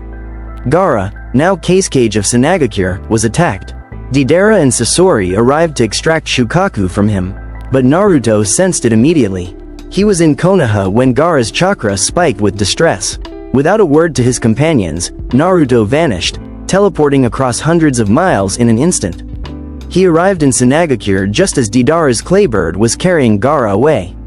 Put him down. The command echoed across the desert with such force that sand itself vibrated. Deidara looked down and paled. Oh no. Oh no no no no. Who's that? Sasori asked from inside Hirako. That's the Demon Lord, the one from the reports. The one who erased Orochimaru. Orochimaru was erased? Yeah, by that guy. Naruto appeared on the clay bird instantly, grabbing Gaara's unconscious form. You have 3 seconds to explain why you attacked someone under my protection, Naruto said calmly.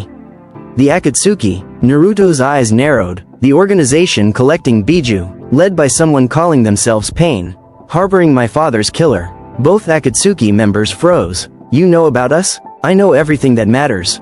Naruto looked at Gaara, checking his condition. He had arrived just in time. Gaara, we'll be fine. How? I've lived for 2,000 years. You think your plans are subtle? Naruto shook his head. They're not, and they won't work, because I won't allow it.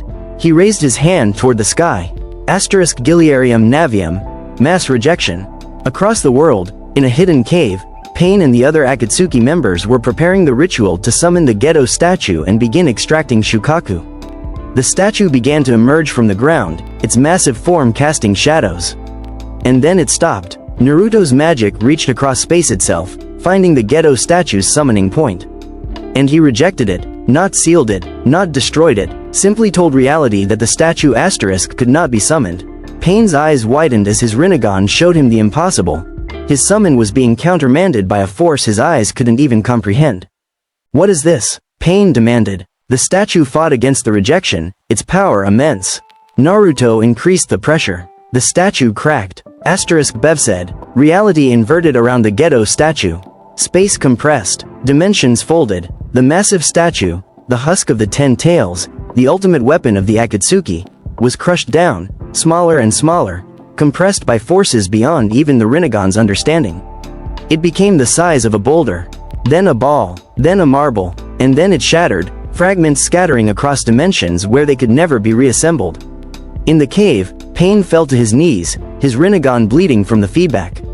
The statue, it's gone. Not sealed, gone. Impossible, Konan breathed. That was the key to everything. To the plan, too. Someone just destroyed our entire goal, Pain said, his voice hollow. And I felt it. Across the world, I felt the presence that did it. He looked up at the others. We have a problem, a serious problem. Back in Suna, Naruto still held Gaara, who was beginning to wake.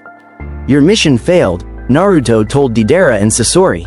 Your statue is destroyed, your plans are ruined, and you're going to deliver a message for me. What message? Sasori asked, emerging from Hirako now that he understood they couldn't win this fight. Tell Pain. Tell Nagato Uzumaki that if he wants to discuss peace, I'm willing to talk. But if he continues attacking Jinchuriki, if he continues threatening what I protect, I will erase the Akatsuki so completely that history will forget you existed. Nagato? Deidara said confused. Just go and tell your leader what I said. It seems you're too small to understand what is truly going on. He looked directly at where he sensed a hidden presence, Setsu, observing from underground. And tell Madara, or whoever's really pulling the strings, that I see through your plans. Zetsu retreated immediately, reporting back to Obito faster than he ever had before. Naruto released a wave of pressure, not to attack, but to make a point. Every Akatsuki member, scattered across the world, felt it simultaneously. Felt the presence of something so far beyond them that resistance was futile. In a megacure, Pain stood on his tower, staring in the direction of Sanagakure. "This changes everything," he said to Konan. This power, it's beyond even the Sage of Six Paths. What do we do?" Konan asked. Pain was silent for a long moment. Then, "We wait, we watch." The return to Suna. Naruto landed in Sanagakure's hospital with Gaara in his arms. Temari rushed to them immediately. "Gaara, is he?" "He's fine," Naruto assured her. Medical Ninja took Gaara for examination while Temari hugged Naruto tightly. "You saved him again," she whispered. "You keep saving him. He's important to you. That makes him important to me." Temari pulled back, looking at him with tears in her eyes. "I love you. I know I'm not supposed to say it so directly, but I don't care. I love you, Naruto Uzumaki." "I know," Naruto said gently, wiping away her tears. "And I care for you too. All of you." Kankuro approached, bowing deeply. "Our village owes you a debt we can never repay. You owe me nothing. Gaara is my friend. Temari is." He glanced at her. "Very important to me. I protect what matters." Within hours, the entire elemental nations knew. Naruto Uzumaki had single-handedly stopped the Akatsuki's extraction, destroyed their ghetto statue, and sent 2 of their members fleeing. The power balance had shifted completely. The Akatsuki's fear. In their hideout, the remaining Akatsuki members gathered. Pain stood before them, his Rinnegan grave. "Our mission has fundamentally changed. The ghetto statue is gone. Our original plan is impossible. So what do we do?" Kakuzu demanded. "We adapt, we survive, and we do not, under any circumstances, make an enemy of Naruto Uzumaki." "You're afraid of a child?" Hidan mocked. "I am afraid," Pain admitted, "of something that can reach across the world and destroy our ultimate weapon without even being present. I am afraid of something that my Rinnegan, the eyes of the sage himself, cannot fully comprehend." The room fell silent. "Itachi," Pain turned to the Uchiha. "You've been in Konoha. What do you know about him?" Itachi Uchiha, who'd been silently observing, spoke carefully. "I know that he claims to be a reincarnated demon lord. I know that he has power beyond any shinobi I've encountered. And I know that he is kind. Despite his power, he chooses compassion. That doesn't help us. It should comfort you," Itachi replied. "A being with that power who chooses kindness is far better than one who chooses destruction. We should be grateful he exists, and we should avoid giving him reasons to focus on us." Kisame laughed nervously. "So the great Akatsuki is afraid of one boy?" "Yes," Pain said flatly. "And anyone who isn't is a fool." Back in Konoha, life continued with new dynamics. Naruto trained with his team and his, what were they, girlfriends? Partners? He wasn't entirely sure what to call this arrangement, but it worked. Sakura had become a medical ninja under Tsunade's tutelage, but Naruto supplemented her training with magical theory. Chakra is energy, Naruto explained during one session, but magic is will made manifest. If you can combine the two. He demonstrated, and Sakura's eyes widened as she watched him heal a wound instantly, without hand seals, without medical chakra, just pure will shaping reality. "Teach me that. It'll take time, years, maybe, but yes, I'll teach you." Hinata trained her Byakugan under Naruto's guidance. "Your eyes see everything," he told her. "But you're still limiting yourself. You see chakra networks, physical details, but you could see so much more." "Like what?" "Like truth, like intent, like the fundamental nature of things." He placed his hand over her eyes gently. "Let me show you." When he removed his hand, Hinata's Byakugan had evolved. Not to Tenseigen. That was a different path, but to something new. She could see emotions now, see the connections between people, see truth and lies. "This is incredible," she breathed. "This is what your eyes were always meant to do. You just needed someone to show you." Ino worked with Naruto on mental techniques. "Your family specializes in the mind," Naruto said. "But minds are just consciousness given form. And consciousness can do incredible things." He taught her to sense emotions from miles away, to communicate telepathically, to even touch other minds without jutsu. "This is beyond anything my clan knows," Ino said, amazed. "That's because your clan works within the rules of this world. I work beyond them." Tenten learned weapons mastery from a demon lord who'd wielded every weapon imaginable. "Your accuracy is perfect," Naruto told her. But accuracy isn't enough. You need to understand your weapons. Not just how they move, but why they move. The physics, the energy, the intent behind each throw. Under his guidance, Tenten's accuracy became supernatural. She could curve kunai around corners, make shuriken return to her hand, even imbue her weapons with effects that shouldn't be possible. I feel like I'm cheating, she admitted. You're learning. There's a difference. Tamari visited from Suna monthly, and each visit included training sessions with Naruto. Your wind techniques are powerful, he told her. But wind is more than just cutting. It's freedom, change, adaptability. He showed her wind magic, not ninjutsu, but true elemental manipulation. How to create storms with a thought. How to fly without chakra. How to make the air itself obey her will. In Suna, I'm already considered a prodigy, Tamari said. But with you, I feel like I'm finally understanding what wind really means. That's because you're not just using wind. You're becoming it. The bonds deepen. Over months, the relationships deepen naturally. Naruto found himself genuinely happy, something he hadn't expected. These girls, these remarkable women, made his existence feel less lonely. They challenged him, supported him, and loved him despite knowing what he truly was. Sakura would study medical texts with him late into the night, debating theory and practice. Hinata would sit with him in comfortable silence, just being present. Ino would drag him to social events, forcing him to be part of the village rather than apart from it. Tenten would spar with him, always pushing to improve. Tamari would write him letters when she couldn't visit, keeping him updated on Suna's politics and Gaara's progress as Cage. It was messy, it was complicated, it was unconventional, it was perfect. Sasuke's perspective. Sasuke watched his teammates' unusual relationship situation with mixed feelings. Doesn't it bother you? He asked Naruto one day during training. Having to split your attention between 5 different girls? They don't make me split my attention, Naruto replied. They exist together, as a group. Yes, I spend individual time with each, but they're friends with each other too. It works because they all want it to work. It's still weird, says the last Uchiha who has a fan club following him everywhere. Sasuke grimaced. That's different, I don't encourage that. Neither did I. But when multiple people you genuinely care about all feel the same way, you adapt. Naruto smiled. Besides, I'm ancient, powerful, and fundamentally different from everyone else. Normal relationship rules don't really apply. I guess not. Sasuke was quiet for a moment. You're happy though, I can see that. I am. For the first time in either of my lives, I'm genuinely happy. Good, you deserve it. Coming from Sasuke, that meant something. 6 months later. It happened on a rainy day. 6 figures appeared in Konoha, walking through the gates as if they owned the place. The 6 paths of pain had come to face Naruto Uzumaki. Alarms blared, Anbu mobilized, Tsunade prepared to defend her village. But Naruto simply walked out to meet them, alone, in the middle of the main street. Nagato Uzumaki, Naruto greeted calmly. I've been expecting you. The 6 paths stopped. The Diva path, the one that did the talking, spoke. You know who I am? I know you're Nagato. I know you have the Rinnegan. I know you watched your friend Yahiko die. I know you believe peace can only come through pain and fear. Naruto's blue eyes met the Rinnegan without flinching. And I know you're wrong. You see, my way of collecting information is far different from any others. So I know details about your life, details that you hide from the world, and I know what drives your pain, and I know the only reason why you're here now is through frustration.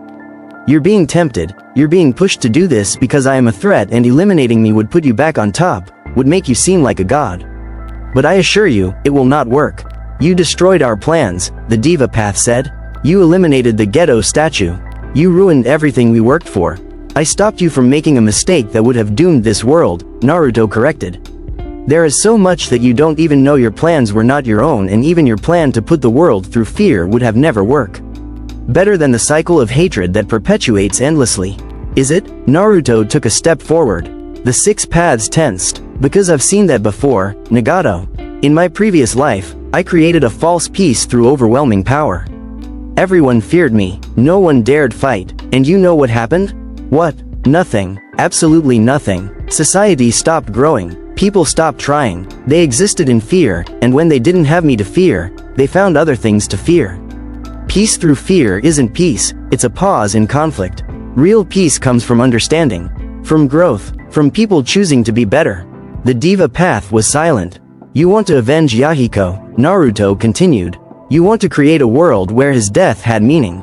But Nagato, his voice softened, Yahiko wouldn't want this. He wouldn't want you to become the thing you fought against. You don't know anything about Yahiko. I know he believed in people. I know he wanted peace through understanding, not force. And I know that if he could see you now, he'd be heartbroken. The Diva Path's hands clenched. Then what would you suggest? How do we end the cycle of hatred? By being better, Naruto said simply. By showing people a better way. By protecting without dominating. By being strong enough to choose mercy instead of vengeance. He raised his hand, and demonic symbols appeared around all 6 paths simultaneously. I could destroy you right now, Naruto said calmly. I could erase all 6 bodies, reach across space to where your real body is hidden, and end you completely. But I won't, because you're not evil, Nagato. You're hurt, and hurt people need healing, not punishment.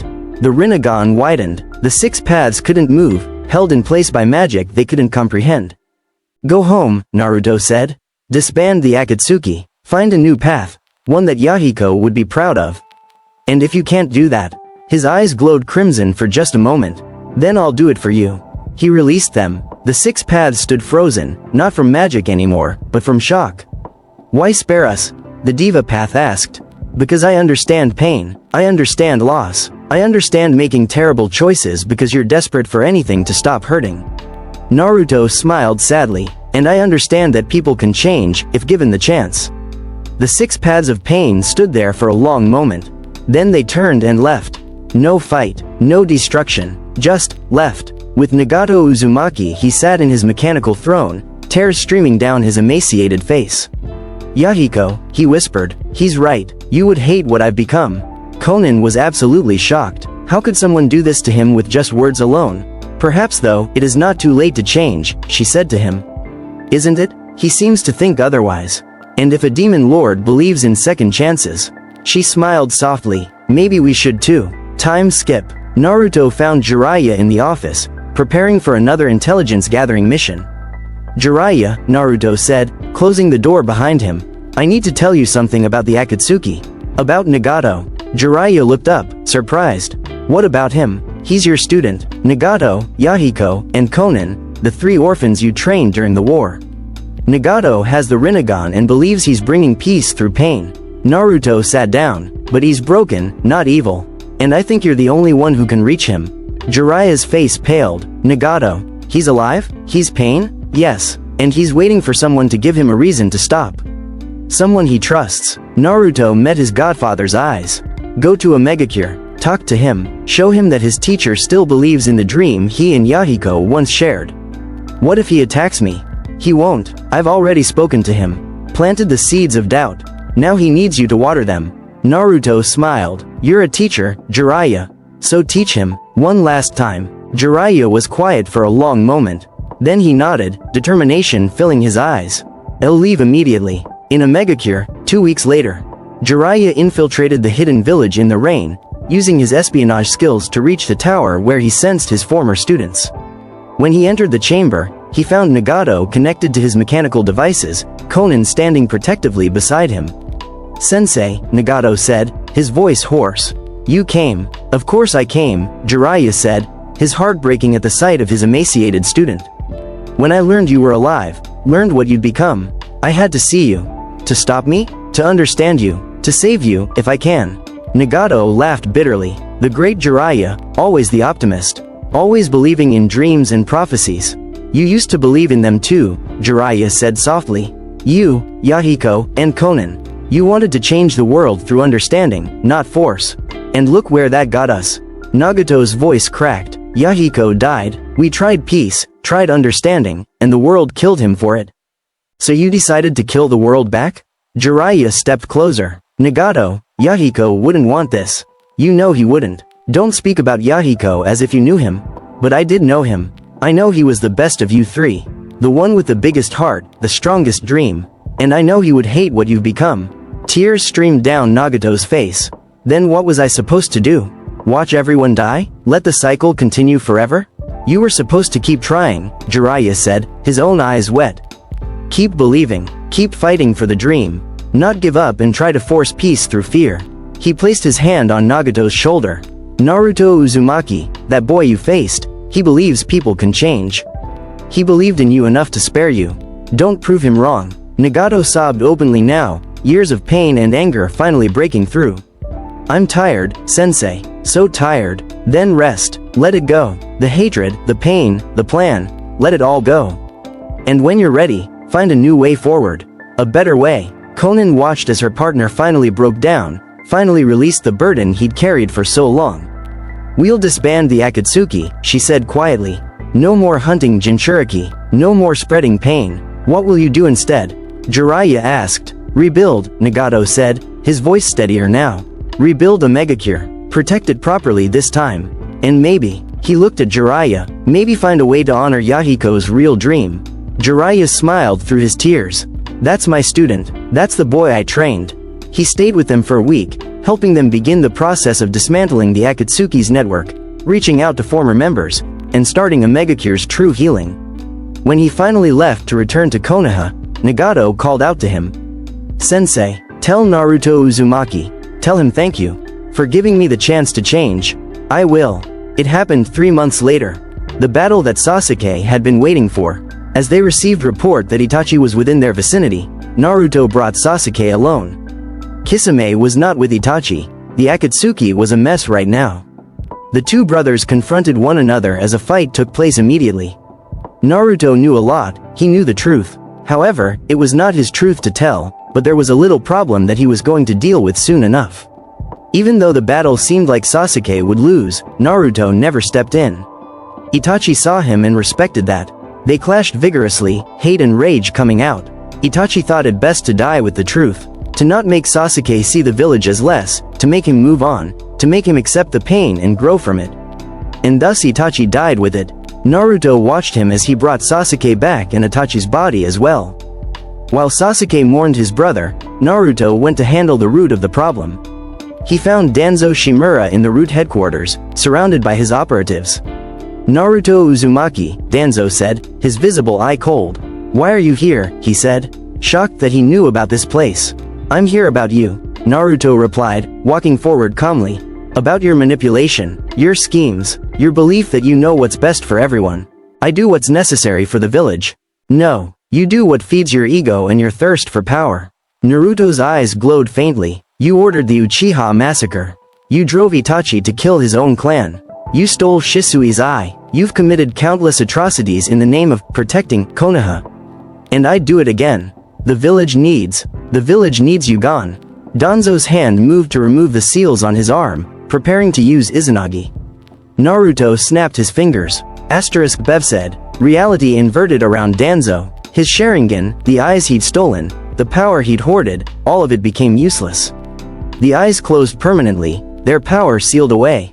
You can't use Izanagi if your eyes don't exist in this reality, Naruto said calmly. Danzo stared in horror as his stolen power vanished. What did you? I removed you from the equation. You're the problem, Danzo. The corruption, the rot at the heart of Konoha's darkness. Naruto walked closer, and root operatives who tried to intervene found themselves unable to move. And I won't let you poison Sasuke or anyone else anymore. You can't kill me. The village will be better without you. Tsunade already knows about your crimes. The council is prepared to act. But I'm not giving you the chance to manipulate your way out of this. Naruto reached out, placing his hand on Danzo's forehead. I'm going to do something I've only done a few times. I'm going to erase you from reality. Not kill you. That would leave a body, evidence, complications. I'm going to make it so you never existed in the first place. That's impossible. I'm a demon lord. Impossible is just a suggestion. Eagle groan Angroa. Existence denial. Danzo screamed as his body began to fade. Not dying, but being unmade. His presence in the timeline becoming uncertain. His actions becoming attributed to others. His very existence becoming questionable. And then he was gone. The root operatives blinked, confused. They couldn't remember who they'd been working for. Couldn't remember why they were in these headquarters. Their conditioning was broken. Their memories altered to remove the source of their trauma. Naruto had erased Danzo so completely that even the people who knew him couldn't quite remember him clearly anymore. He was like a bad dream that faded upon waking. You're free now, Naruto told the former root members. Return to your lives. Become who you were meant to be. They left, dazed but liberated. Naruto returned to Sasuke, who was still mourning Itachi. He stand by him as a friend. That night, Naruto tracked down Obito Uchiha in his Kamui dimension. He simply walked through reality and appeared in the pocket dimension, startling both Obito and Zetsu. How did you? This dimension as Obito began. Private? Secure? Accessible only through your Mangekyo Sharingan? Naruto smiled. I don't need permission to go places. I just go. Zetsu emerged from the ground, his white half curious, his black half wary. Naruto Uzumaki, we've been watching you. I know, you've been gathering information about me since I awakened, trying to understand what I am, how I fit into Madara's plan. Naruto looked directly at Zetsu. But here's what you don't understand. I don't fit into anyone's plan. Plans fit around me. How do you know about the plan? Black Zetsu demanded. Because I know everything that matters, Naruto replied calmly. I know your Kaguyas will made manifest, Black Zetsu. I know you've been manipulating the Uchiha for generations, that you altered the Sage's tablet, that you've been orchestrating conflicts to eventually free your mother. Black Zetsu's expression twisted. If you know all that, why haven't you stopped me? Because I'm stopping you now. Obito activated his Kamui, trying to escape to another dimension. Naruto raised his hand, and space itself locked down. Asterisk dimensional lock. Absolute. Every dimension connected to this one, Kamui's pocket space, the space between spaces, even the dimensional pathways, all sealed instantly. You can't run, Naruto said. Not from me. What do you want? Obito demanded, his voice showing the first hints of fear. I want to give you peace, Naruto said, his expression softening. You're broken, Obito. Rin's death shattered you. Madara's manipulation twisted you. You've been trying to create a dream world where she's alive, where none of the pain ever happened. Don't talk about Rin, but I understand. I understand loss, pain, the desire to rewrite reality so suffering never existed. Naruto walked closer, but the infinite Tsukuyomi won't bring her back. It'll just trap everyone in a lie. And deep down, you know that. Obito's hands trembled. What else is there? This world killed her. This world is broken. So you'd rather abandon it than fix it? Naruto shook his head. You're better than that, Obito. The boy who dreamed of being Hokage, who wanted to protect his friends, he's still in there somewhere. That boy died with Rin. No, he's just been sleeping. Let me wake him up. Naruto placed his hand on Obito's chest, over his heart. I'm going to do something unusual. I'm going to kill you, truly kill you, but then I'm going to place your soul into a cycle of reincarnation. A special one. You'll be reborn in a better world, one where you get the chance to live properly. To find happiness, to be who you were meant to be before everything went wrong. You can't. I can do anything I choose. Asterisk source. Reincarnation cycle, blessed path. Light erupted from Naruto's hand, and Obito felt his body failing, not violently, but gently, as if falling asleep. Why? Obito gasped. Why show me mercy? Because you're a victim too. A victim of this world's cruelty, of manipulation, of loss. You deserve a second chance. A real one. Obito's last thought before his consciousness faded was of Rin's smile, and for the first time in years, he felt at peace. His body dissolved into light, his soul caught in Naruto's magic, prepared for rebirth in a dimension where he could truly be happy. Naruto turned to Zetsu, who was trying to sink into the ground. And now for you. You can't stop Mother. Black Zetsu snarled. She will return. She will. No, Naruto interrupted. She won't, because I've already visited her seal. He had, months ago, he'd gone to the moon, found Kaguya's seal, and reinforced it with his own magic. Demonic seals that predated chakra itself, that would ensure she could never escape. Kaguya Otsutsuki will remain sealed forever, Naruto said firmly. Your mission is over, Black Zetsu. Your millennia of manipulation end here. You can't. I am eternal. I am erased. Naruto snapped his fingers. Asterisk Venuzdanoa, complete existence erasure. Black Zetsu didn't scream, didn't fade, simply ceased to be, his entire existence wiped from reality, his timeline collapsing, his actions becoming isolated incidents rather than connected manipulation. White Zetsu, freed from Black Zetsu's influence, looked around confused. What was I doing? You were being controlled, Naruto said gently. But you're free now. Go. Find your own path. White Zetsu sank into the ground and disappeared, leaving Naruto alone in the Kamui dimension. With a thought, he returned to Konoha. The Akatsuki was disbanded, Obito was gone, Zetsu was erased, Danzo was removed, the major threats to peace had been eliminated. Now came the harder part, living. 6 months later, the village learned about Naruto's unconventional relationship. It was impossible to hide 5 kunoichi all clearly devoted to one man. The way they moved together, trained together, lived together, everyone noticed. Reactions were mixed. Some of the older generation, particularly the clan heads, were surprisingly supportive. It's not traditional, Hiyashi Hyuga said during a clan head meeting, but then again, neither is Naruto. And if it means the Hyuga bloodline will potentially merge with whatever power he possesses. He smiled slightly. The clan approves. Inoichi Yamanaka laughed. My daughter's happy. That's what matters. And honestly, if anyone can handle multiple strong-willed women, it's someone who can rewrite reality. Sume Inuzuka was more blunt. The boy's got power that'll make Konoha untouchable for generations. If having 5 wives ensures his bloodline continues here, I'm all for it. The younger generation was more scandalized. It's weird, Kiba said to Shikamaru. It's troublesome, Shikamaru replied. But it's their choice, and honestly, who are we to judge someone who's saved the world multiple times? The civilian population had varying opinions, but most eventually accepted it. After all, Naruto Uzumaki had saved their village, stopped invasions, prevented war.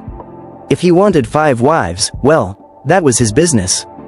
The girl's perspective. The 5 women gathered at Naruto's apartment, which had been expanded significantly, for their weekly dinner together. Can you believe some of the looks we get? Ino said, stirring the pot. Like we're some kind of scandal. Let them look, Tamari replied, cutting vegetables with her wind chakra. We're happy. That's what matters. Hinata, how's your clan handling it? Sakura asked. Hinata, more confident now than she'd ever been, smiled. Father approves. He sees the strategic advantage. But more than that, he sees I'm happy. That's enough for him. Tenten? Ino prompted. My family's civilian. They think I've hit the jackpot. Powerful boyfriend who treats me like a queen. Tenten grinned. They're not wrong. Sakura's parents almost threw a party when they found out, Sakura admitted with a laugh. Their civilian daughter landing someone like Naruto? They see it as validation. Suna's counsel was interesting, Tamari said. But Gaara supported it, and as Kazekage, his word is final. Plus, the alliance implications are significant. They were quiet for a moment, then Ino spoke up. Are we happy though? Really? Sharing isn't exactly conventional. I'm happy, Hinata said immediately. Same, Tenten agreed. Wouldn't change it, Sakura added. He makes it work, Tamari said. That's the thing. He gives each of us attention, respect, and genuine affection. It never feels like we're competing because he doesn't make us compete. Plus, Ino said with a smirk, the guy is literally a demon lord. Normal rules don't apply. They all laughed. Sasuke's new path. While Naruto navigated his complicated love life, Sasuke found his own happiness. Karen Uzumaki had been one of many survivors rescued from Orochimaru's bases after Naruto had systematically destroyed them all. She'd been brought to Konoha along with others who'd been victimized by the Snake Sanin. She'd initially been drawn to Naruto, like many were, but quickly realized his attention was elsewhere. Then she met Sasuke, the last Uchiha, grieving his brother, trying to find purpose beyond revenge. You're sad, she said to him one day, her sensor abilities letting her feel his emotions. My brother died. I'm sorry. Don't be. He lived the life he chose.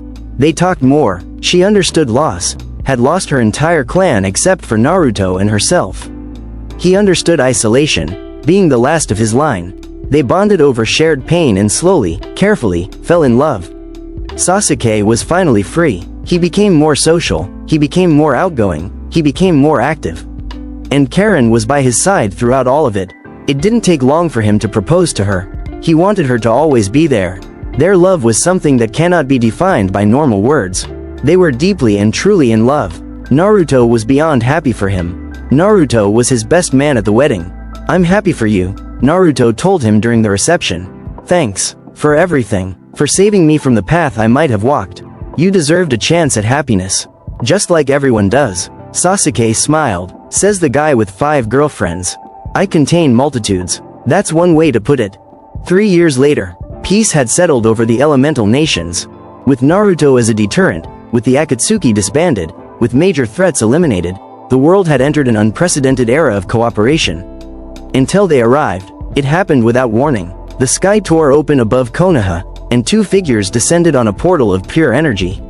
Momoshiki Otsutsuki and Kinshiki Otsutsuki beings from beyond the stars, drawn by the immense power they'd sensed from this world.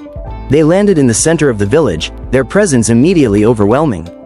"Where is the one with the great power?" Momoshiki demanded, his Byakugan and Rinnegan scanning the village. "We sense a chakra that rivals even our own.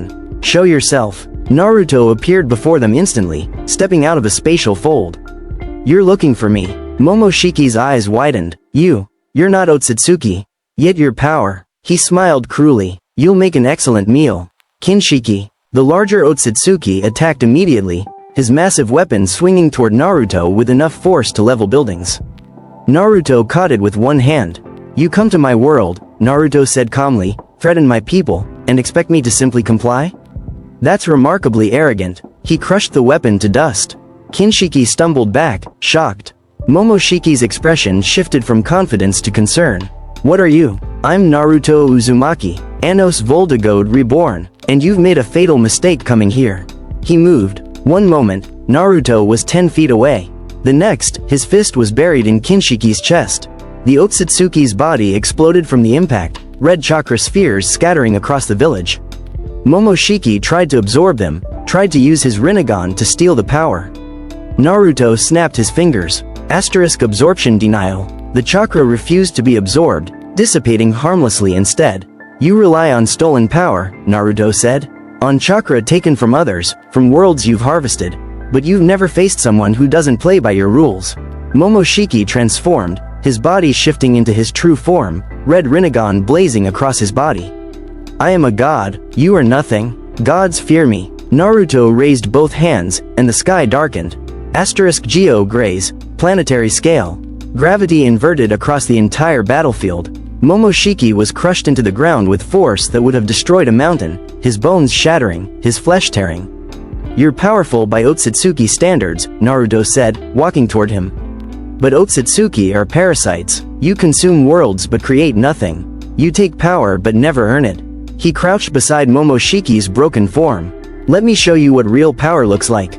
Naruto placed his hand on Momoshiki's head and pulled. Every memory, every experience, every piece of knowledge the Otsutsuki possessed was ripped from his mind. Naruto saw their home world, their history, their hierarchy, their plans for Earth. "Interesting," Naruto mused. "You're not even the strongest. Just scouts, harvesters. The real threats are still out there." Momoshiki tried to speak, but his jaw was broken. "Don't worry," Naruto said. "I'm going to deal with them too. But first." He stood, raising his hand toward the sky. Eagle grown Angdroa, complete annihilation. Both Otsutsuki were erased from existence, their bodies, souls, and even their timeline connections severed completely. The village was silent, watching as Naruto had single-handedly slaughtered beings from beyond the stars. Then he turned to address everyone. "There are more where they came from. More threats from beyond our world. I'm going to deal with them. I'll be back soon." "Naruto, wait," Sakura began. "I'll be fine, trust me." He smiled. "I've faced worse." Before anyone could protest, Naruto opened a portal and stepped through, traveling faster than light toward the Otsutsuki homeworld. The planet was massive, easily 10 times the size of Earth, covered in crystalline structures and impossible architecture. Naruto appeared in the sky above their capital city, and every Otsutsuki sensed him immediately. They emerged from their palaces and temples, dozens of them, hundreds, each one powerful enough to destroy worlds.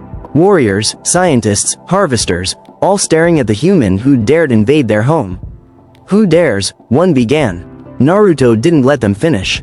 Venusdanoa. He manifested his true demon lord weapon, a sword of pure destructive force that could kill anything, even concepts.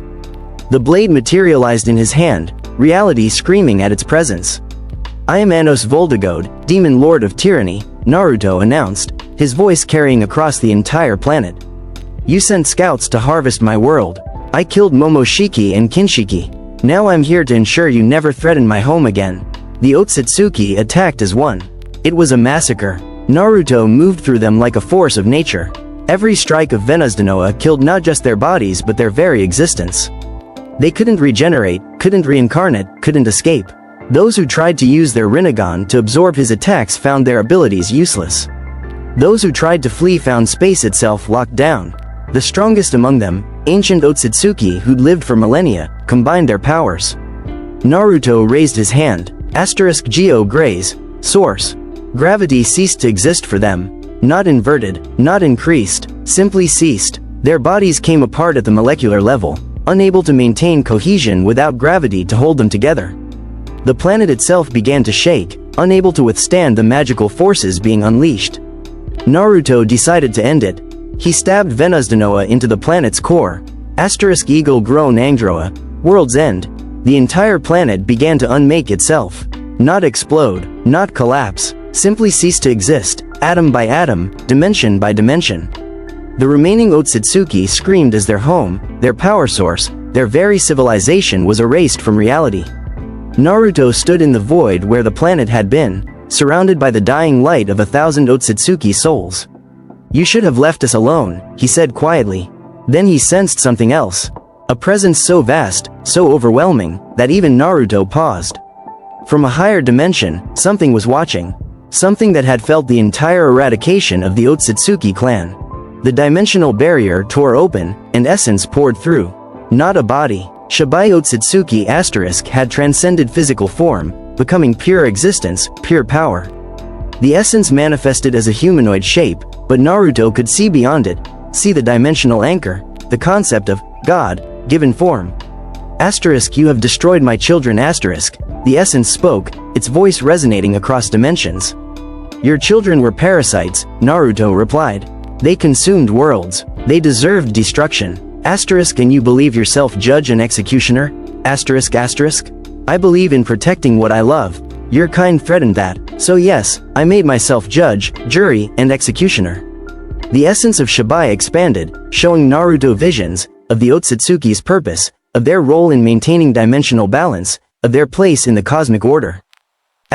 We are eternal. We are necessary. You cannot end us.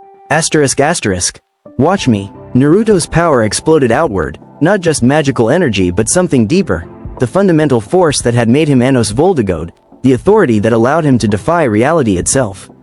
His source, the origin of his being, the wellspring of all his power, untapped fully until this moment.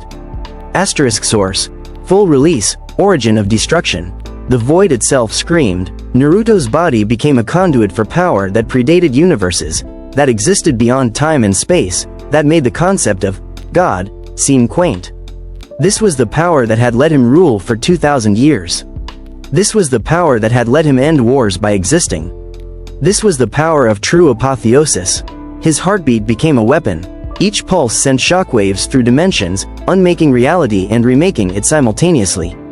Shibai's essence tried to fight back, tried to use omniscience, omnipotence, divine authority. It meant nothing. You're powerful, Naruto acknowledged, his voice now layered with divine and demonic resonance. Perhaps the most powerful being I've faced in this form. But you made a fundamental mistake. What mistake? You assumed power has limits.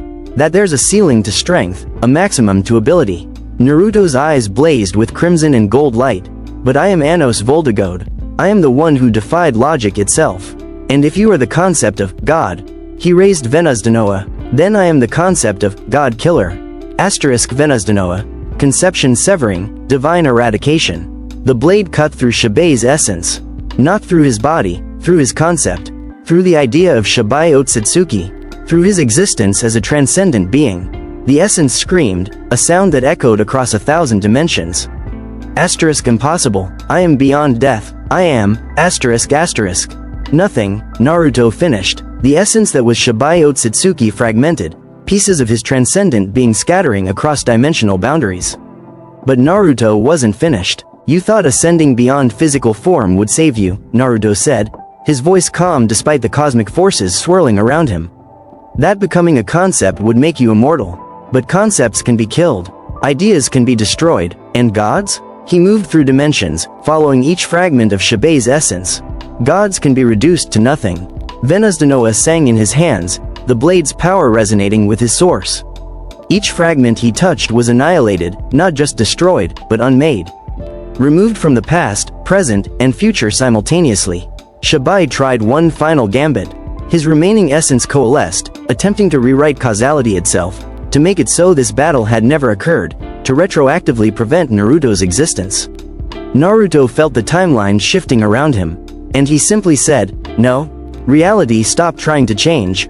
That's the thing about me, Shibai," Naruto explained, walking through the frozen moment. "I exist outside causality when I choose to. You can't erase what refuses to be erased." He placed his hand against the last fragment of Shibai's essence.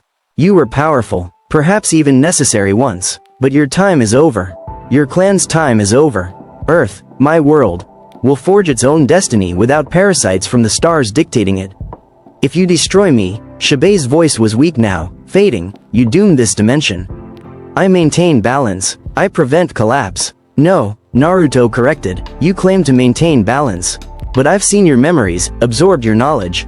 You were just another tyrant, another being who confused power with purpose." He channeled his magic one final time, mixing his demonic authority with divine destruction, creating something unprecedented. A spell that would end Shibai completely while stabilizing the dimensional framework he'd claimed to uphold. Giliarium Navium, divine replacement. The spell didn't just destroy Shibai. It replaced him. Naruto's own power filled the gaps in dimensional stability, his source becoming a new anchor point for reality itself. Shibai Otsutsuki, the transcendent god, the apex of his species, ceased to exist in any meaningful way. And Naruto stood alone in the void, his power now woven into the fabric of multiple dimensions. "That's going to take some getting used to," he muttered. Naruto returned to Earth through a portal of light. He emerged in Konoha as dawn broke over the village, his form gradually returning to normal from the divine state he'd held. His 5 loves were waiting in the training ground where he'd left, none of them having slept. "Naruto." Hinata ran forward first, followed immediately by the others. They surrounded him, and for a moment, he just held them, grounding himself in their reality after facing cosmic horrors. "Is it over?" Sakura asked quietly. "It's over," Naruto confirmed. "The Otsutsuki are gone. All of them. They won't threaten this world again." "What did you do?" Temari asked, her tactical mind working. "I ended their civilization, destroyed their homeworld, killed their god." He said it simply, as if discussing the weather. "They won't be a problem anymore." "You killed a god?" Tenten's eyes were wide. "I've killed several, actually. It's becoming a habit." Ino laughed, the sound breaking the tension. "Only you would say that so casually." "How do you feel?" Hinata asked, her Byakugan examining him with concern. "Different," Naruto admitted. "I had to use more power than I've ever accessed in this life. It's changed me slightly, made me more connected to dimensional forces than before." "Is that dangerous?" Sakura's medical instincts kicked in. "No, just different. I'll adapt." He smiled at them. "I'm still me, still your Naruto." "Good," Temari said firmly. "Because we have plans." "Plans?" The 5 women exchanged glances, then Ino spoke up. "We've been talking about the future, about what we want, and we want family," Hinata continued, blushing but determined. "Children, a real life together, not just stolen moments between crises." Naruto looked at each of them, seeing the hope and love in their eyes. "I want that too," he said softly. "More than anything." "Then let's build it," Sakura said. "The threats are gone, the world is at peace. We have time now, time to just live. To be happy," Tenten added. "To create something beautiful," Temari finished. Naruto pulled them all close, and as the sun rose fully over Konoha, illuminating the village he'd saved countless times, he felt something he hadn't felt in 2 lifetimes. Complete peace. 10 years later, the Uzumaki compound was filled with laughter. 5 children ran through the gardens, each bearing traces of their father's power and their mother's unique abilities. Minato Uzumaki, 9 years old, with Hinata's gentle nature and Byakugan combined with his father's overwhelming chakra. Kushina Uzumaki, 8, Sakura's daughter, already showing prodigious medical talent and her father's strategic mind. Temari Uzumaki Jr., 7, inheriting her mother's wind manipulation and her father's combat instincts. Ino Uzumaki, 6, with her mother's mind techniques and her father's charm, already the group's social leader. And Tenten Uzumaki, 5, the youngest, showing an affinity for weapons that made her mother proud and spatial manipulation that came from Naruto. Naruto watched them play from the porch, a content smile on his face. Sasuke approached, his own daughter, 3-year-old Makoto, holding his hand. "Your kids are going to be terrifying when they grow up," Sasuke observed. That's the plan, Naruto replied with a grin. Keep the world safe through overwhelming adorableness first, overwhelming power later. How's dimensional maintenance going? After the Shibai incident, Naruto had taken on the responsibility of maintaining dimensional stability, not as a burden, but as a natural extension of his power. He'd automated most of it through magical constructs, allowing him to live normally while still fulfilling the role. Smooth, no major threats, a few minor dimensional tears, but nothing serious. Naruto looked at his friend. We actually did it, Sasuke. We achieved peace. You achieved peace, Sasuke corrected. I just helped. We did it together, all of us. Naruto gestured to the village beyond. Everyone who believed peace was possible, who worked for it, who fought for it. This is everyone's victory. The two friends stood in comfortable silence, watching their children play.